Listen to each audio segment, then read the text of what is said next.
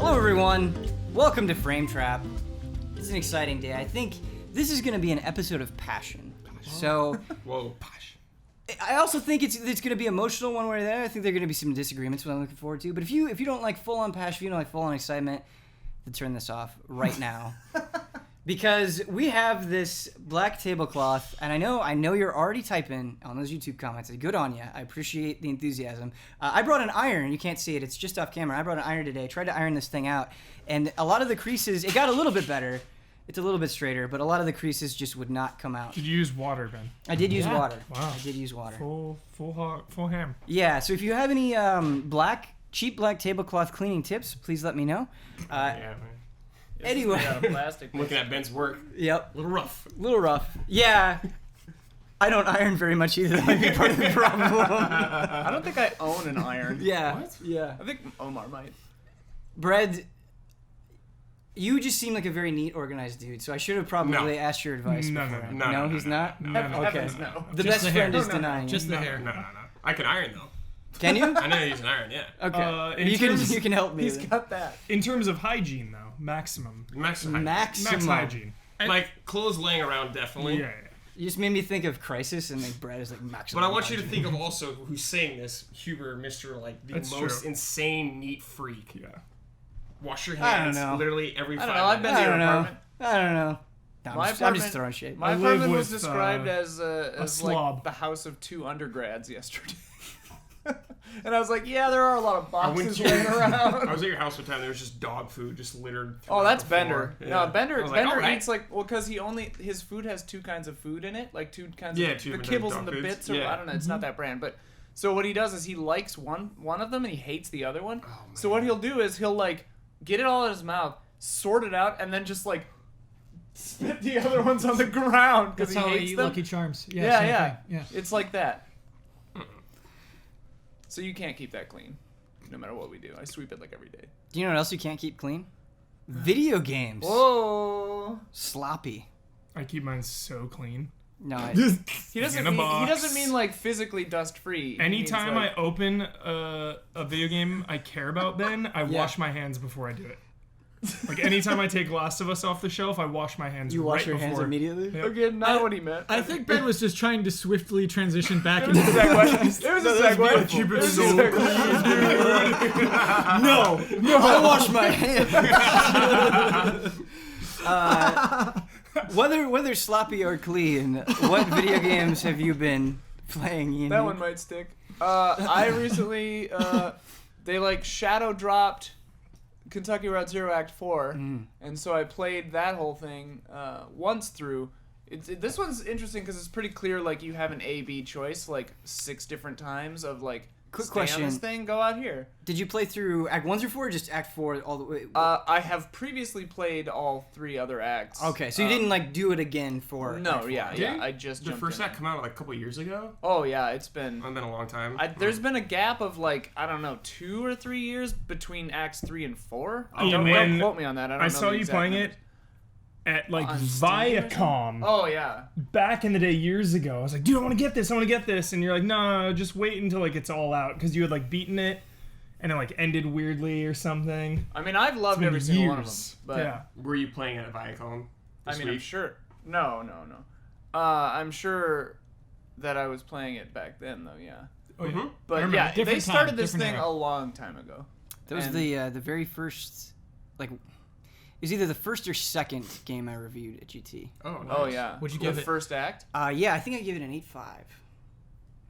That's Solid. the standard GT score. Yeah, it is. It There's is. nothing. It is. Uh, Fit right in. Safe lifestyle. It's funny because like this game is so aggressively like it's one of those games where I'm playing it and I'm hearing the voices of people who wouldn't like this game like in my mind, you know? I'm loving it, but there I can just hear all the comments like being like, "Oh, this is the most hipster game ever made." Like, "Well, it's aggressively pretentious and artsy or whatever." And yeah, it is. But it's also, I don't know, it's great. I like it. And it's artful, which is really good. I read Much like another game we'll discuss in a minute, but I read the like quote on it from like Rock Paper Shotgun, I think, because I saw that you were playing 4, and it was like, play this game when like on a lonely rainy night with candlelight or something. And it was like, Wow. Or if setting you the could, mood. if you I like could find it. a way to play it on a boat, that would be, I think, the ideal way to play this. Is it on all a- done? Is this the end? No, there's one more act. okay. All The right. nice thing is, and I think this is kind of necessarily how it would happen given the kind of nature of the narrative of this game, but like Act 4 ends with a very like clear direction, like, oh, like we're honing in, like the thing is we're gonna get there and do the thing, you The know. Reapers are coming. Like, well, Oh, yeah, no. exactly. The tornado. I mean, is yeah, coming. they're not called Yeah. the Reapers in this, but Yeah. the alien race, yeah. But which is interesting because the other ones like 2 and 3 kind of they don't just end; they have like a narrative arc, but they're kind of less direction at the end. And this one is very much like, well, we're almost there, so that feels cool. So in 9 years, when 5 comes out, it'll be pretty cool. I could probably remember what the hell is going on. Ian, I don't know if you agree with this, but Huber, you were doing a Huber Syndrome stream before while we were setting up Frame Trap and stuff, and you read a YouTube comment that said, don't put games in a box or something to that Yeah. effect. Don't be so rigid. And the way that I Gaming definitions. yeah, that was it. Thank you, Yeah. thank you. The way that I enjoyed, I've only played Act 1 of Kentucky Route Zero. I need to play the other ones because I really loved Act 1. It's kind of like 2001: A Space Odyssey for me, where I can just kind of enjoy it from a sights and sound perspective. Yeah. Like you can just kind of, it just gets nuts and really, I hate saying this word, but it's really beautiful. Like it Yeah. just does. It's kind of creepy, but in a You way hate saying that, the word beautiful? no, I What just happened to you? there's sometimes I read a game review and it's like the graphics are beautiful, Oh, and I sure, want to yeah. like scrub out In my that soul. sense, for sure. Yeah, because I think I think you can usually do a better job describing stuff. But yeah, it's if you just kind of go along for the ride, I think that's the way you enjoy it. That is 100% the way you enjoy it. And the cool thing, it kind of gets stressful because I always feel like I'm missing out on something. I think I'll play through Act 4 again to see the stuff I didn't see this time because they really put a lot of effort into the like this act really seems like you can really see the time that went into it. It does, and it's not long. I don't know. I played it over 2 nights. I think it maybe took fewer than 3 hours. I'm not sure, but like it has like a lot of the animations are really cool. The stuff that happens are very well thought out. Like there's a lot of writing in it. Some good music. It's really very cool. Like, It's awesome that with the long wait between episodes, you're not like, man.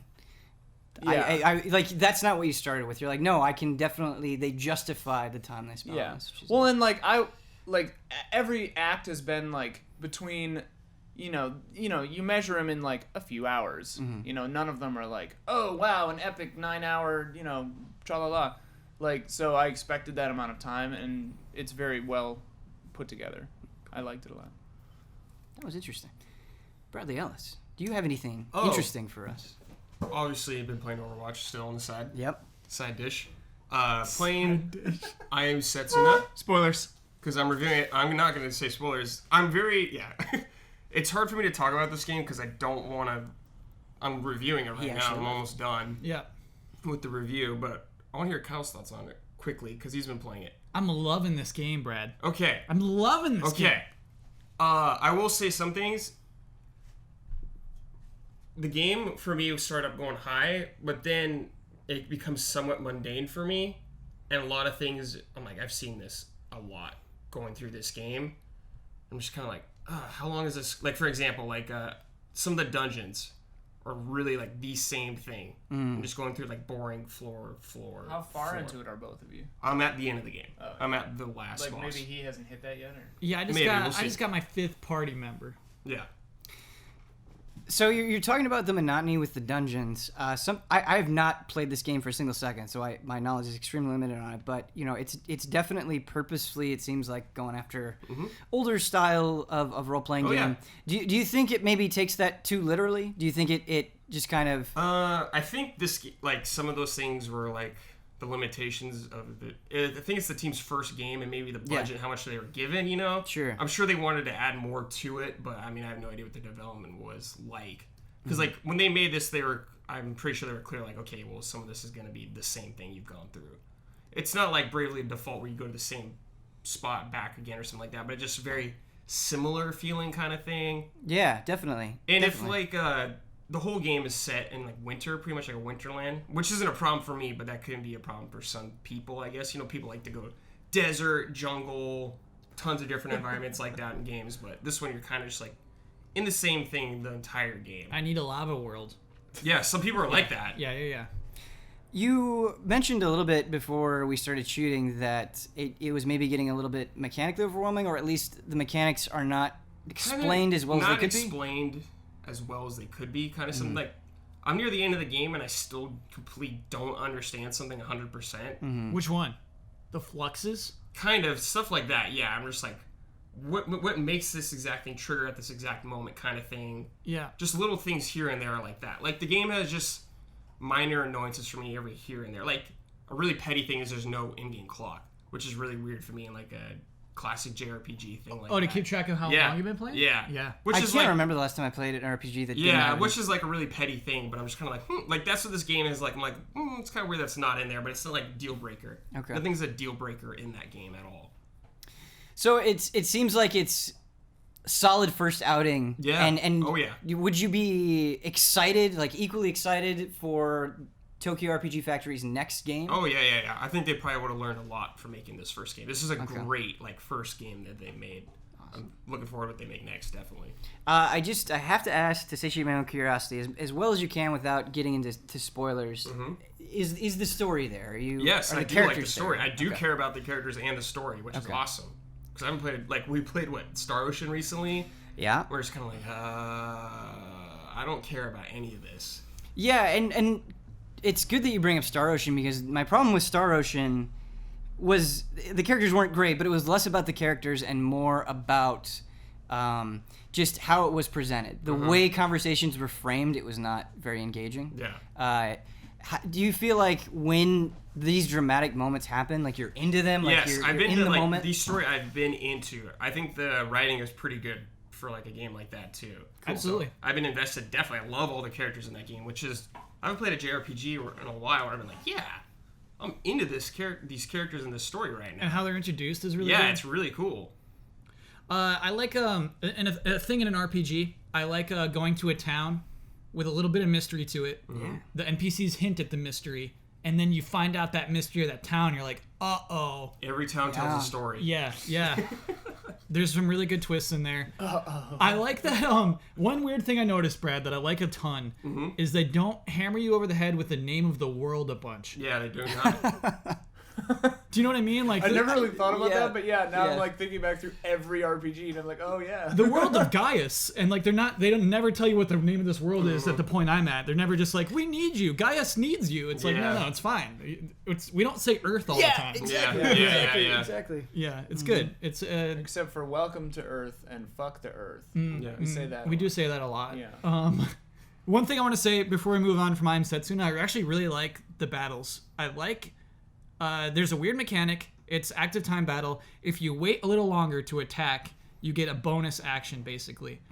Or if you do damage or do something like that, it goes up slightly. Yeah. And so you have this second like super meter that builds. And so if you're a little more patient, you do more damage. And it makes me it's into cool. each individual Adds battle. a little That's a very tactical cool idea, depth. Yeah.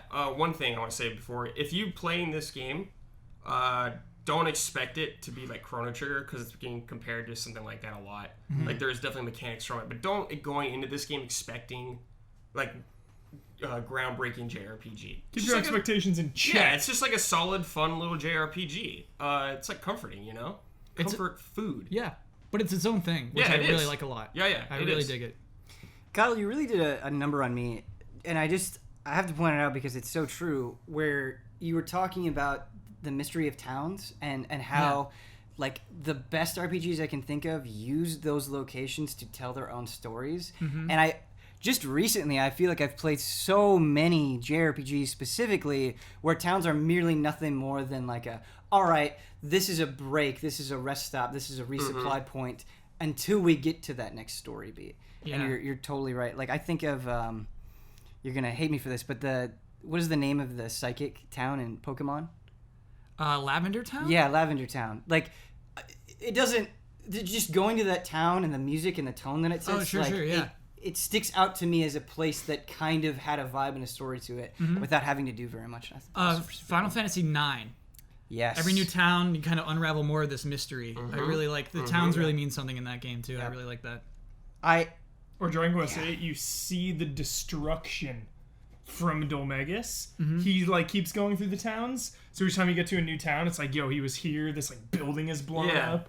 But even in Dragon Quest 8, even towns like have their own little stories within, like the brother and sister that you run into, or you find out more about Yangis's past in the other town. Towns. RPGs, we love them. Yeah. We love them. Okay. Kyle, Yes. you like towns that tell stories. But the video games that you've been playing, do you have any stories to share with us? Yes. The story of Inside. Whoa. So, before you go, I'm super curious about Inside. I've got it downloaded on my Xbox. It's one of those games that I feel like has reviewed extraordinarily well. Yes. But at the same time, I don't think there's a huge buzz for. Like it's not like It's a not, cult hit. Yeah, it's not the way Limbo was, where I felt like everybody played Limbo like pretty quickly. You're right. So is there a reason for that? How did Inside click for you? I think for Limbo, it was more just visually attractive from the start. Sure. It had that.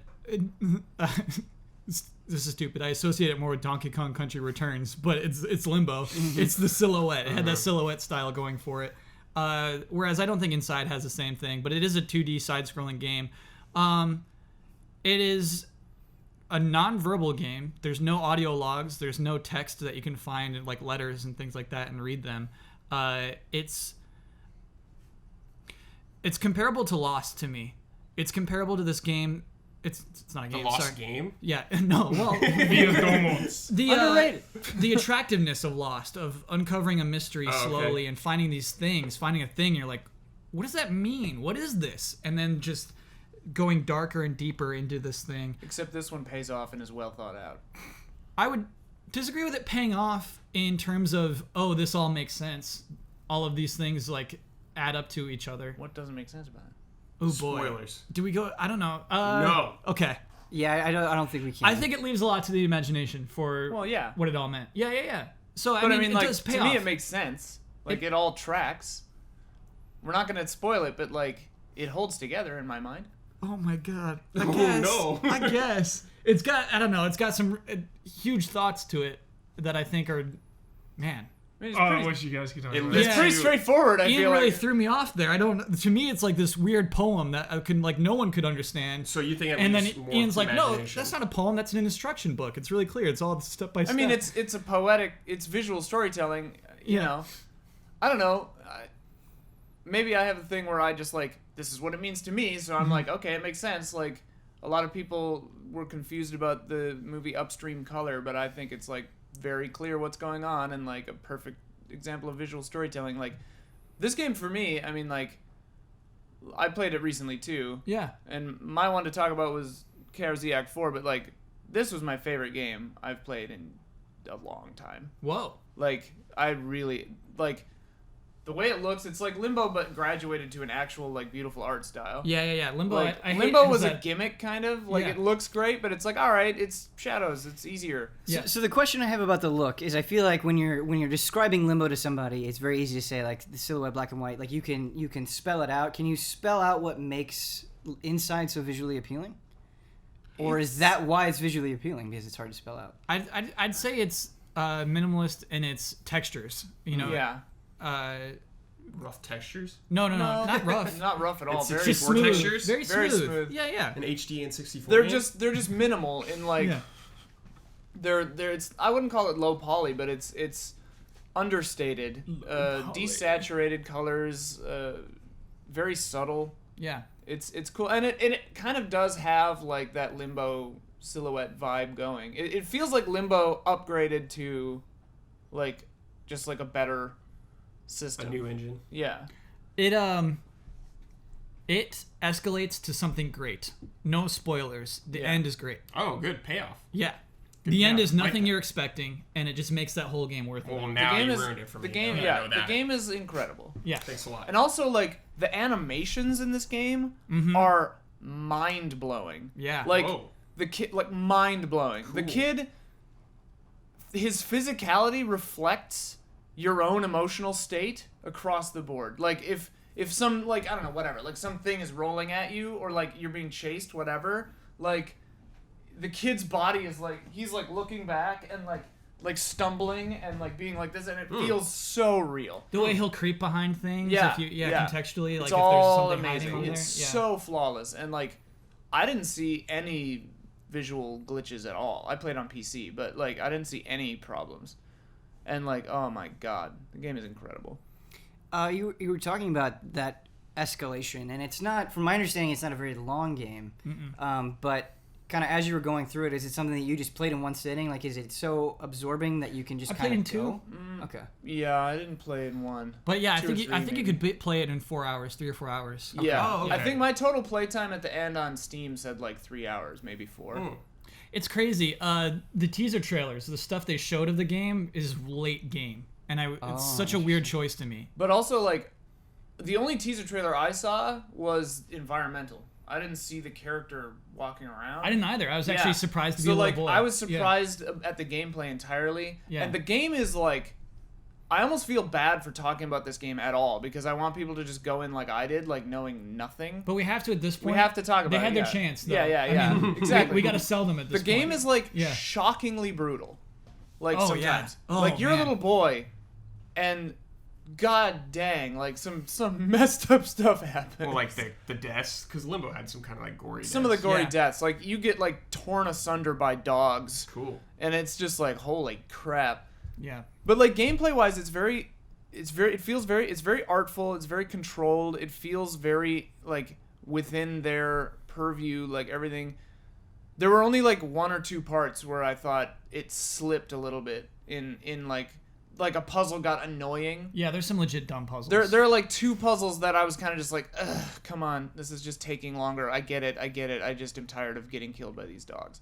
But like, I think I know which part you're talking about. yeah, with the fence. Yeah, But yeah, like exactly. that's the worst puzzle in the game. But the thing is, I'm saying the word puzzle, but like, I mean, emergent gameplay is like a buzz term, but like it fits this game more than anything I've ever seen because you go into a situation, you're like, what the hell? And then you like walk the other way and you're like, oh, maybe I do. Oh, cool. And then you do the thing and then you get out. It's great. I don't Are know. there laser puzzles? no lasers. Oh, I'm in. That's the thing. There aren't any like the game doesn't feel like there are mechanics almost across the board. Like, there are a few where There's it's like pressure plates and boxes. Yeah. sometimes. But Oh. like Yeah. it feels like a part of the world almost, where it's like, Absolutely. okay, I could see this being here. Is it very similar to Limbo, like gameplay wise? Then sounds like Kind of. it. I mean, it's 2D side scroller, but Like puzzles and going through like yeah.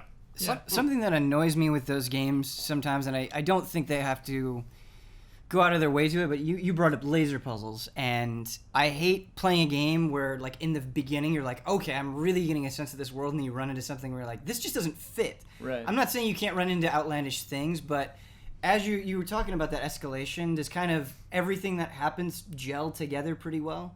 You're like, okay, this is working for me. I'm still able to buy into this. In terms of what appears in the game, yes. To Okay. me, there's some stuff that happens that makes no sense. We'll have to talk to Ian about it later. Okay. there are a couple of things. Like there's one part of the game that's so cool that I have no idea what it is. Okay, Like all right. There's a, you know what I'm talking about?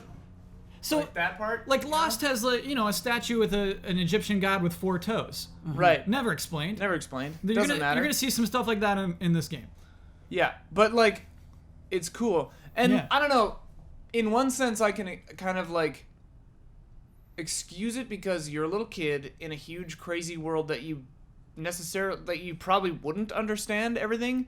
So like, I'm okay with, as a viewer, not having everything handed to me Yeah. and explained, because especially if the character wouldn't get it, then why should I? You Sure. know, unless you're going for dramatic irony. But like, I don't know, like the thing that I'm talking about, like, is so damn cool, but I have no idea why it was happening.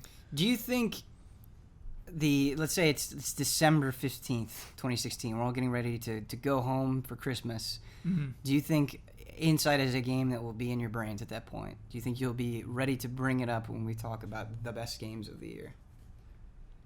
I'm not gonna fight for it, but I'll hear Ian out. Okay. What he said.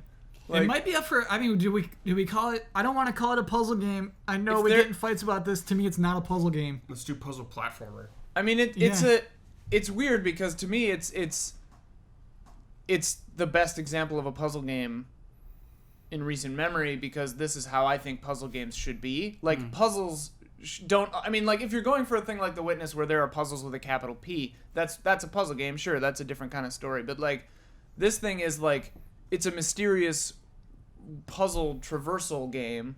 It's an immersive where, like, sim. well, like, getting through... what? It's not a sim. There's Not no a sim at all. Callback. Getting through the world is a puzzle, you know? Yeah. And it's like... But it feels like if I was on the run in a strange series of environments, I would have to figure my way out through these buildings too, and I wouldn't consider my life to be a series of puzzles. I'd be like, oh shit, I'm trapped in this room. Let me do this weird thing with that machine and knock that thing over so I can get up. It feels like that. So, I don't know. I don't think you need to call it anything. It's an indie game. I want to make it clear, I think audio logs would ruin this game. Oh god. Any dialogue at all. Yeah. The achievement of having no text or speaking is very good. Monumental. My feelings on audio logs have done a 180 since like 2007. I used to love them. I used to think it was a great way to supplement the story, but now I can't stand I've them. always hated them. Yeah, I can't stand them. But what I can stand is Michael P. Huber. Hello. Me too. And at the top of the show, I can stand him, yeah. at the top of the Thanks, show, guys. Stand him is basically all I do, yeah. when I brought up passion, I brought up excitement, is because you have something to talk to us about today that you are passionate about, that you are excited about. Yeah. That is not a video game. I also have a quarter of a game to talk about, selfishly. This is hilarious. I won't be as long. This is hilarious. I asked Michael Huber 3 times, so you sure you don't want to talk about any Quarter. games? And This he is goes, for the "No, no, no." fans. No, it's fine. You can talk about it. You never brought it up Yeah. the whole time. No, This is for the you were just like, patrons. no, I don't have. You were just adamant. That's I got what's it. funny. Yeah. That's what's They're funny. going to be This is disappointed. Yeah. Many people have wanted us to talk about Furi, Okay. and we have not. Sure, absolutely. I game played the is- tutorial. This game is intense. This game is good. This game has a little bit of jank, but once you adapt to the way it moves, like it's kind of like slow and weird in a way, but it fits in the world. Like, you want it to control, or me at least, I wanted it to control like a platinum game. And when it didn't, I was like taken aback by it. I was like, oh, this is kind of weird. But then when I got into it and really started using all the moves together and blocking and parrying and shooting and slashing, it felt really, really good. So wait, did you beat the jailer, Ian? I don't think so. The tutorial? I just wanted to see what the game was, so I fired it up for like 2 minutes, and I had a friend over, and I was Okay. like, oh, it's not 2-player, and I turned it off.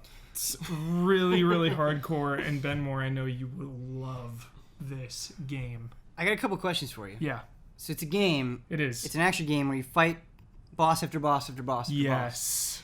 And that can absolutely work, but does it grind you down to the point where you don't want to play it anymore? Like, what keeps you No, going? because it's so engaging. It's so Okay. fast. And then you want to see what happens next because there's like a ton of context and story. Okay. Every Unexpected. boss tells a story. In between each boss, you walk to the next boss through this insane world where you don't even know what the hell is going on.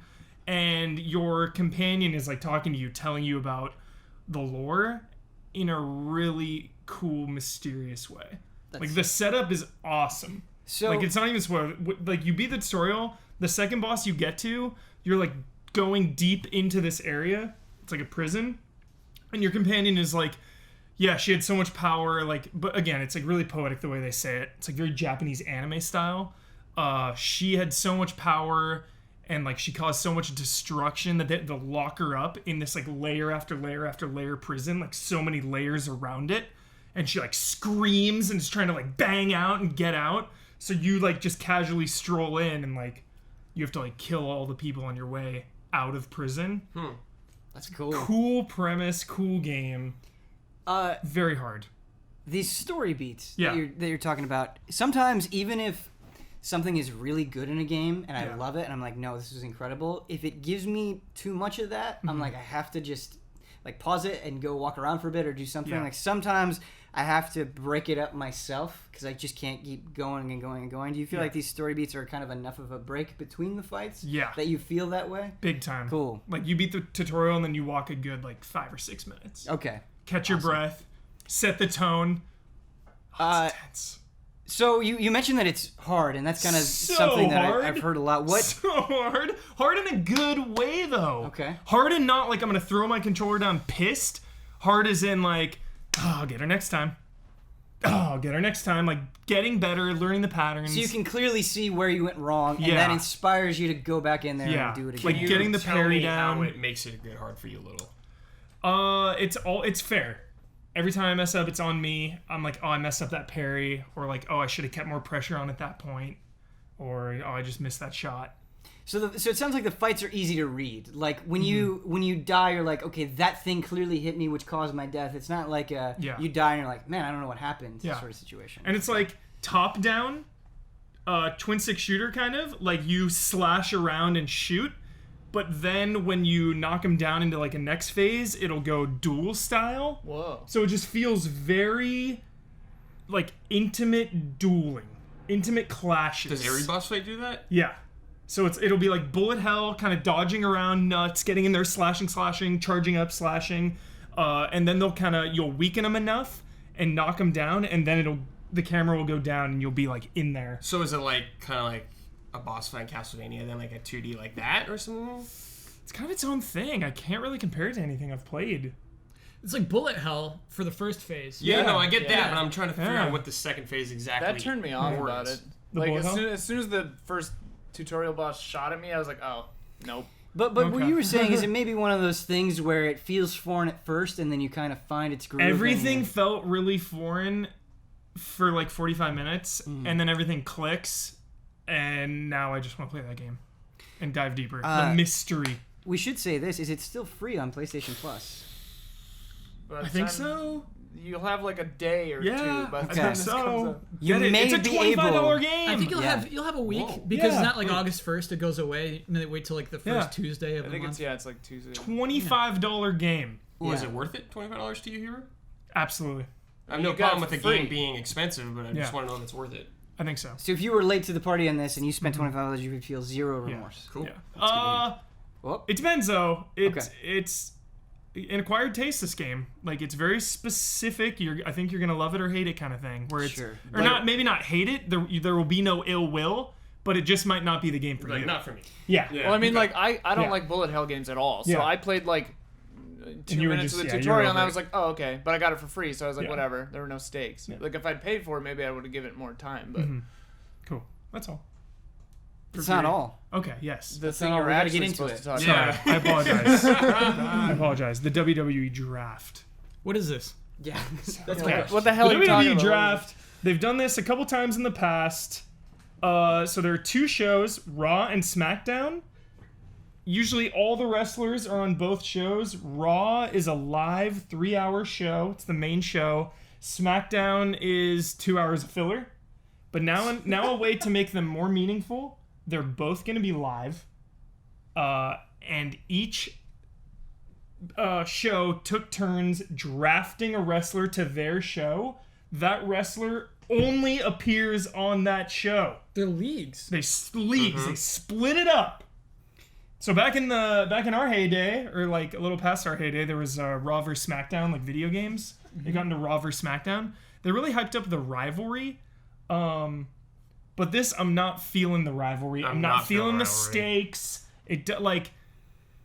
Everything felt so cheap. I'm really annoyed. I got one foot out the door, WWE. I got one foot out the door. I've heard you say Yeah. that for like For a long time, they've like got 2 me. years. So is it just how they're presenting this stuff that's making you feel like I there's think no the stakes? rosters. Or? Yeah, so their whole WWE goes through eras: Attitude Era, Ruthless Aggression Era. They have these eras, arcs, right? if you will. Arcs. This is called straight up the New Era, right? Okay. New Era for WWE. They've had record low ratings in the last couple years. They're in a bad spot, the WWE. So they needed to shake things up. They needed to like get nuts, do something different, do something drastic. Do you think it's a lack of identity? It's straight up bad writing. Period. It's the writers. Okay. It stems from the writing and playing it safe. So I have to ask, as someone who knows nothing about wrestling, what makes good wrestling writing? Unpredictability payoffs, like meaningful matches. We're at a point where anything other than a title match at a pay-per-view is meaningless. Like, why do I care about these people fighting on Raw or SmackDown at all? It doesn't matter. And they don't justify it. They don't justify it. Like, the belt needs to be on the line at a pay-per-view for anything, for any stakes, for any tension. And you can argue that, you know, WWE is about payoffs. It is the culmination of payoffs, some would say. Year-long payoffs where they plant a seed and nurse that and water that seed for an entire year and pay it off. But it's like, how long, like, can you expect me to slog through the trash just to get to the predictable payoff? This is sounding more like an anime by the second. That's how I got brought into it. WWE is anime. Everyone has power levels. There are factions. It is one big anime, but... Are there literally power levels? Basically. You know, Brock Lesnar comes out. It's like, dude, he's over 9,000. It's like Brawley coming out. Yeah, it's like Super Saiyan. Like, you can't beat him. Yeah. He's doping, though. I know, dude. Don't even get me started. Wellness. Did you see Roman Reigns' I'm crushed. the drug? I'm crushed, man. What is it called? The wellness? Got caught with Adderall. That's what it was. Adderall? That's Yeah. it? Yeah. Adderall's fine. Not Okay. Mr. Robot over not here. steroids. Okay, Roman Reigns. I believe that's correct. Okay. What is it called, Huber? The wellness what? The wellness policy. Yeah. WWE wellness. Suspension. Like, take care of yourself. They call it a wellness violation. Wellness. That's what it is. But What is this, 30 days off? It's okay. Yeah. Just The take 30 first days time. Oh, they don't care. To go back to the new era, like, you're going to have this draft, and you're going to just start drafting all these old vets in the early round? Like, 45-year-old Chris Jericho, 50-year-old Big Show, and you're going to draft all these young, new era young guns way late in the draft? Like, what are you telling me? You're giving me a conflicting message, WWE. Are we What's the staying message? Are we staying, like, conflicting messages? Are we staying to the past, or is it a new era? No. If you're drafting Dragon Ball Z teams, Yeah. who doesn't draft Goku first? Vegeta The second. difference is, Kyle, is some of these wrestlers, like the Big Yep. Show, is the Is big slow now. trash. It's just like Hasn't done yeah, anything. it's just depressing. Not like a watching competitor. Undertaker wrestle. Also, Yeah. it's like a corpse. Well, and it's- just doing their best. So are you saying that with this draft, the people that they're getting, the way this draft is going, there's just no excitement there because these wrestlers haven't been performing to expectations? Just the order in which they drafted gave me a mixed message, and I think they gave fans a mixed Seth message. Rollins though first. Yeah, the first round was okay. They drafted like the young, Finn Balor. you know, the first round was good, but like second, third, fourth rounds, drafting these veterans ahead of like Cesaro went in the fifth round. Bro, Like yeah. some of these wrestlers get no respect, and it's just frustrating as a fan. It sounds like a vote of no confidence in their own new era. It is. Weird. SmackDown still feels like the little brother. Yeah. It's still 2 hours. Yeah. Also, Yeah, it's 2 hours, so it's like, okay, you're you trying have to 3 hours. You're trying to hype up SmackDown as like, oh, we're live now. But it's 2 hours only, and they got less draft picks. Like, Raw drafted 3, they drafted 2. Oh, that's not right. Yeah, Yeah. That ain't right. For every 3 Raw did, SmackDown would do 2, because it's only 2 hours. Oh, that's bogus. Yeah. Yeah, Hey, you get a wrestler per hour. That's it. And, like, lastly to end it, you know, so we're at Grumbomb's, our buddy's house. And we were watching... I would really Every love some single one of Grumbomb your fan friends art. has a I gave ludicrous him the last nickname. one. Yeah, he told me. Just to end this, like, we were watching videos of Raw vs. SmackDown and of the Raw and SmackDown draft when they did it many years ago, and it's like all the wrestlers were in the back. Undertaker got drafted to SmackDown, and he got all pissed. Yeah. He was like, what the hell? You need that. Stood up, flipped a table over. There's like 70, the entire wrestling crew is there, just like looking at him like, what the hell? He flips a table, storms out. They showed a picture of the wrestler. No stakes. No! Yeah, there were like a couple matches in the night, and like That felt no meaningless. other wrestler Why was there. matches? Why matches? Yeah, they would do a round and then have a random matches? match, Why and then a round and matches? do a match. That's not right. It's like, Like- let me have all the locker room back there. Celebrating if they get what they like. Yeah. Yes. and it was just the biggest colossal letdown. Aren't That's other it. sports drafts like all-day events kind of thing? Yeah. Like you Multiple would days. plot down. Yeah. Yeah, you plot down on your couch, Yeah. you turn on ESPN or whatever, and you're there, man, Yeah. just for the draft. Yeah. But this felt like SmackDown with a draft on the side. Yeah. Oh, no. It was filler. Yeah. Just like, what? Study the NFL if you want a dramatic draft. Study it. You can do this. So Wrestling. that's it. This sounds terrible. The Trades. pay-per-view. There's got to be trades. There's got to be trades. Ooh. There was one funny thing on the WWE Network. If you watch, it's like the subscription thing. They continued the draft on there a little longer, and like one guy, like it did show in the back. One guy was sitting there alone. He didn't get drafted. And he was like, "What the." This is a storyline. This Yeah. is good. Yeah. And then he That's went on good. Twitter. He's like, "Yo, I guess I'm the #1 free agent. I'm Yes. gonna, like, who wants me?" Mm-hmm. Like that stuff's cool, but that was only on the network. That wasn't on the Yeah. main show. So, that's all. Sorry, rant. It's a good rant. WWE rant. That's what Frame Trap's for, The man. pay-per-view this Sunday is hyped because it's the last pay-per-view with everyone. Yep. So that's a cool storyline. But again, it's pay-per-views only are the only thing that matters. How much do they cost each? If you subscribe, you get them for free. Oh. So it's $10 a month. I want Subscribe this, to man. what? Yeah, the network. Oh, the WWE You get network? every WWE match ever, like years of back catalog, decades, $10 a month, and everything new. As somebody good who value. What a value. Yeah, like Something I would never even consider. as somebody wasn't that who's, Stone who's Cold? There are a lot of different people in the world. It's interesting to me. as somebody who's always wanted to like find a way to get into wrestling, it seems like now is the worst time. Like No, it's good, dude. No, it's a new Reboot. arc. no, Reboot. but Yeah, it's a reboot. But It's a reboot. What you're saying is You just this- talked for this- 15 minutes yeah, about how This bad it reboot was. is Yeah. less exciting than it should be. It is. As a fan that's been watching now consistently, though, for 2 years, heavily every week back into it, if you came in fresh now, you know, it might be a good starting point. We'll Ben. see where it goes. Ben. But as of right now, it's not a good payoff for years of watching. Sorry, I thought he was done. No, it's okay. I'm can done. Can I pull a Huber real quick? I just want to briefly mention that Star Trek Beyond is pretty cool. Huber's being It's weird. hot in here. It is hot in here. I like Star Trek Beyond. It has some cool sci-fi moments. No, give me a little bit more. A Star Trek Beyond. Okay. I'm No, don't tell me I'm excited. seeing it tomorrow. There are good. I'll just I'm seeing say it tomorrow. I'll just say that it's a lot of fun, Mm-hmm. and there are some moments that felt like it must have felt when you first saw Star Trek on the big screen. Like I was wowed by the realization of a few things in this movie. Not like plot wise, just like the way something was portrayed. Cool. It was like it's like cool sci-fi. I was like think that's all I was I need. sitting there and I was just like, oh my god! And like a friend of mine that I was seeing it with, we like leaned over to each other and he was like, whoa! And I was like, yeah, this is awesome. Because I feel like it was hard not being a little bit cynical because it's like, oh, it's the third one, it's a different director. Like, is Yeah. this really gonna? Fast and Furious Lin. director, right? Justin Lin. Yeah. Justin Lin. Well, Fast 7 was a boring snooze. This is a riot a second. And it's funny. Is Fast 7 the most recent Fast one? 7 was James Wan.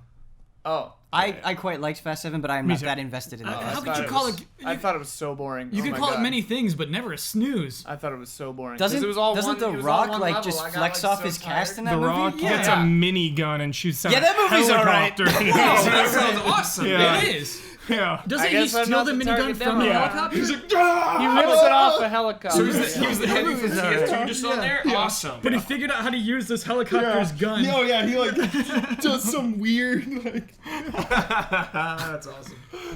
Yo, how much is that movie on Blu-ray? I might need to watch it again. Okay. Anyway, Beyond is cool. Yeah. So I have something that I think we all can talk about. I don't know how much you all want to talk about it. I really want to talk about it, and I'm amazed that I'm saying this. Me too. And what I have to say at the beginning is, I really hate mobile games for the most part. Like every time I play them, and people are like, "Oh, this is amazing! This is amazing!" and I'm playing it, and I'm like, "No, I just feel like this is just a product where they're trying to constantly sell me things. There's no art here. There's no craft." Terror Battle. And Brandon's Star Wars game. Oh, God. I haven't played Star it Wars yet. Galaxies is a grind. But man, he really advocates that. That's tough to hear. Mobile. Oh, it is a fanatic. grind like crazy. And when I first started playing Pokemon Go, I kind of felt that way too, because no matter how you feel, Pokemon Go is extraordinarily simple. There is not much to that game. But so I was just at my apartment, and I would catch, Zubats and Pidgeys and whatever, and I would walk around, and I would get some neat things, and I went to a couple of Pokestops, and I'm like, okay, I feel like I've seen the extent of this game. But people kept talking about it, and kept talking about it, and kept talking about it. And so I was like, okay, Abby, my girlfriend, let's spend an entire day doing this. Let's drive around. That's a Poke date. And it completely changed my mind on the whole thing. It's one of those games where the more you put into it, I think the more easily you're able to buy into it and see the appeal, because we would go to places and be like, wow, I've never seen any of these Pokemon before.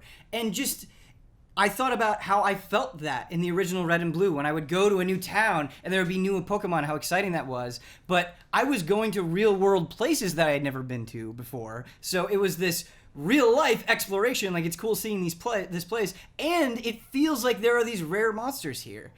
And it's something where if you just kind of, I was like, okay, the next day I left my phone on in my apartment all day, and for whatever reason, I woke up at 4 a.m. and my phone was still on. It still had Pokemon. It had like 10% battery life, and there was just a pincer just right there at 4 a.m. And I'd never seen one. I'd never seen one. I've never seen one either. Yeah, this is really, really rare. And why is it at my apartment? Because I get nothing but trash. It's and so gross looking. It was such an exciting moment, and I think if you have, like, I also am a sucker, as everyone knows, for collectible card games, for that, like, oh man, give me that cool, exciting thing. If you have even an ounce of that, and if you felt that with Pokemon, I think this game can replicate that, because everywhere we went, some places were better than others, there were always at least a couple of kids playing Pokemon Go, whether it was like somebody walking their dog, or somebody babysitting, or like adults like having lunch. I run into mostly adults.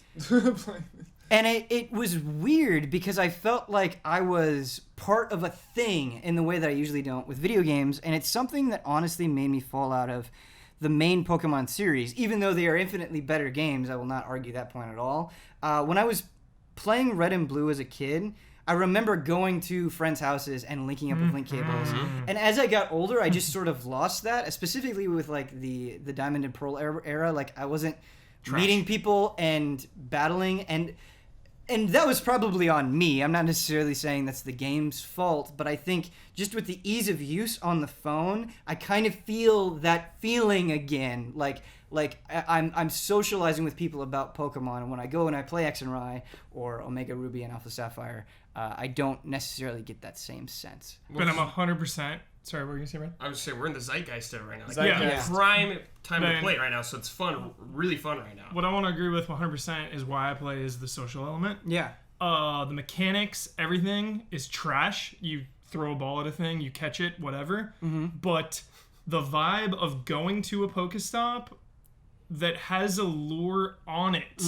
Seeing, like, I'm in my apartment and there's a fountain downstairs that's a lure, or that's a Pokestop, and I saw that someone had put a lure there. So I went downstairs. I'm like, yo, I'll be right back. Go downstairs, go there, and there's like 5 people hanging out, catching Pokemon. Yeah. And that is what's exciting. Meeting up with people, talking to people, and just walking around, getting outdoors. Most days I'll go and have lunch in downtown Culver City because it's near where I live. And, like, there are, like, 5 Pokestops just, like, right in a little cluster. I mean, there are, like, 30 over there. But, like, there are ones around the Culver Hotel. And there's always at least one lure. But one time I went there and there were 4 of them were lured. And, like, there were like 100 people just milling around, and you talk to people. I was, like, walking, someone across the street was just like, there's a Rhyhorn over here! And then I was like, oh, sweet! And I was, like, catching it. And then, like, I was telling other people, and, like, you say, like, what team are you? And then they're, like, Instinct, and you're like, boo! And then, like, Freaking and it's Instinct, like, dude. it's like the most polite gang war ever, and, like, but everyone is super, like, into it and chill. I went to a restaurant, and we were those people. I was hanging out with Chris, my friend, and, like, we were like, hey, this is weird, but can you put us on that side of the restaurant? There's a Pokestop over there. We're going to lure it. And then they did it. So we sat there just catching Pokemon while we were eating the whole time. This game is ridiculous. Sorry, I just need to understand something. When a Pokestop is lured, does that just mean 30 someone minutes. was generous and dropped a lure on Yeah, it? yeah. If you to put a lure everyone. on a Pokestop, it's world event, so it happens for everybody for a half an hour. Got it. So it's really cool. The biggest gripe, It's though, a human lure. is this game should not be compatible when you are going more than, like, walking. So dude. it's not. So No, but it is. But it kind of is. It is, Ben No. Moore. My friend drives around, goes slow. If you do it fast enough when you're driving or in the Yes. passenger seat, you can get a Pokestop. Yes, And you Pokemon can. pop up, and you have a large, very large window to catch them when you are driving. And that is Yes. unacceptable. This game needs to be No, walking. But here's the thing. Only, I mean, man. they have to do it that way because the system is not very precise. Like, the game doesn't work very well. Yeah. So, like, it has to have a big catch radius on these Pokemon. Like, and But a lot of times, like, speed-wise- no, a lot of times it's like, oh, you're too far away. Like, a lot of Pokestops, it'll be like, you're too far away. Gyms, you're too far away. Like, Pokemon, you lose them. if you're going to endanger your life, yes, there is a way to drive and play Pokemon Go. But People are dying out there, man. yeah, absolutely. But people can choose to drink alcohol and get in a car. That's true. That's Me true. and So Well like, to go you eat have to dinner do one personal time. accountability at Yeah, some we point. went to We go went eat to eat dinner. dinner, and this Our guy- friend was driving, doing it, and Brad and I were like, dude, put your phone away. Yeah, that That's is an idiot. unacceptable. Swerving? That's Dude. unacceptable. God. Yeah, I that's was saying that unacceptable. to you later on when we went out. When it was just you and me, you were driving and Only doing in my it. And I was like, neighborhood. dude, put your phone away. Huber, Yeah. no! Only in my Huber. neighborhood. Personal, You're gonna no. kill a kid! Personal accountability. Wasn't in our man. neighborhood. You're gonna run over a child! That makes sense. Were you also like? Did you trying have to the catch- axe in one hand and then you were playing Pokemon Go? Driving with your knees, like, drunk as hell. Then you like, there's a Pokemon behind you, like slam on the brakes a lot while we're driving on the road, going like 45, 50 miles an hour. You know what you That is do? unacceptable. No, here's what you do. Here's what you do. You have your friend in the goddamn passenger seat Exactly. with both your So phones. I've done that. Yeah, I've done that. I don't drive and use my phone because I'm not a But monster. he's like, hold up. Yeah, but then he's like, man. oh, wait. Alright, He's like, got they're it. there. And then he flicks them both with his thumbs and tries to catch Like, them both. we're supposed to go eat somewhere, and he goes, Pokestops, and just like turns off. 30-minute detour with this guy. Going to Let's the get out, park. walk around. Let's get out, walk around. Let's get out and walk around. Come on, man. Didn't have my back, man. I went to go attack a gym. I was like, bro, let's Dude, go. I was out He's catching like, Pokemon no. with you for like 4 hours. Didn't have For my real, back. though, what's the best Not mon the you gym. caught? Because We needed the gym. it's on, never hold on. enough What's for you. the That's best why. mon? What's your best mon? Oh, not good. What is it? Like a Sparrow. Graveler or something, like 300 something. Graveler's Okay, cool. wait a Graveler's minute. Cool. Yeah. Let's not necessarily do like level CP 9. best I'm level because I 9. No, think no, your favorite. Yeah, what is your not favorite your CP one? best? Graveler. okay. Yeah. I got a Is it big? Scyther. He was cool. I've That's never awesome. seen that one Nice. before. I really want to. Heck yeah. He's not a great level, but yeah, he was cool. I'm like, whoa, what the hell is this thing? Yeah. I want to hear what the Pokemon Master has to say about this. I want to Hold hear on. more favorites. Hold it. Yeah, I want. Let's Okay. get that done first. Oh, You favorites? got one? I What's your have? favorite? Yep. Squirtle, dude. Love Yeah. I caught me a that's a good Squirtle. Squirtle. Love Squirtle. So I hatched 4 eggs, and they were all 5-kilometer eggs, and that was the highest egg that I gotten. And it was like Rattata, Oh, Nidorino, Dang. Rattata, Nidoran, male, Nidoran, female, and like then it was a Pidgey, and then the last one I was like, okay, it's just gonna be more garbage, and I got a Psyduck, and I was like, yeah, Psyduck. yeah, it was awesome because I had not seen another Psyduck. But yeah, Kyle, I don't. Is it wrong to say that you don't love Pokemon Go? It's not wrong. Okay. Number one, I'm introverted. If you ever get to know me personally, I'm just a miserable person. True. It's not fun. Can't confirm. Yeah, Yeah. it's very true. Like I appreciate hearing these stories of meeting people and talking to people. That's my nightmare. So here's the thing, Kyle. Yeah. You don't have to like. You're not actually like meeting them. You just go like. You walk by someone and they're like, oh, there's a Machamp over there, or like a whatever the upgraded Machamp is. Yeah. There's like a Machamp over there, and then you're like, oh, cool, thanks. But And Kyle- like that's it. I've seen you talk to random people in the street so many times, and you're always like super cordial and outgoing with Yeah. them. It's But a are you game. telling me the entire time you're doing this from now on, whenever I I'm see you talking, it's panicking. like you're I'm screaming panicking. inside? I'm panicking. Yeah, Okay. yeah. I can full hear panic. it. Yeah. I can hear into your mind. I can hear the panic all the time. To me, what I love about Pokemon is the RP. I like playing it as an RPG. I like being that character in that world. I don't care about catching them all. Real world, man. Yeah. You're You are. catching You them. are. Yeah, you I'm are. not Kyle, It's epic. Kyle. Every time, like the last 3 days when I've been in downtown Culver, Yeah. I've seen people cosplaying as trainers playing Pokemon Go. Like I saw a group of women going by, 2 of them had like trainer hats on, Well, and I was most just are like, nerds. this is for real. I was like, this is great. Pretty cool. I would RP. argue that the thrill of the hunt, though, is like the primary motivator. Gym not- battles Yeah, are yeah, trash. exactly. Yeah, Gym yeah, battles they're are trash. not good. Absolute trash. But- You're not outsmarting the opponent. No. You're not, Joking yeah. about teams is fun though. But Pokemon stories have gotten better and more intricate over time, and that's just not there at all. Easy in this Allies game. member runs over child while playing Pokemon Go, in his neighborhood. That's in his you. neighborhood. But it's That's in his only neighborhood, you. so it's okay. Facing 10 years. I think it's in easy. prison. Yeah, we Manslaughter. never see Hubert again. That's the RP. That's the story. Reckless endangerment and manslaughter. Haven't done it since. Don't do it again. Once is Never too do it much. again. Once is too much. Never doing. No. You're a bad person. I will take that back. Yeah, Take it I easily. guarantee you're gonna No, do no, it again. it's so dangerous. You're going to kill a child with No. playing Pokemon Go. Do not I- Pokemon Go. But Kira, I'll say that too, and you'll just look at me and go, because I know you. That's what you'll do.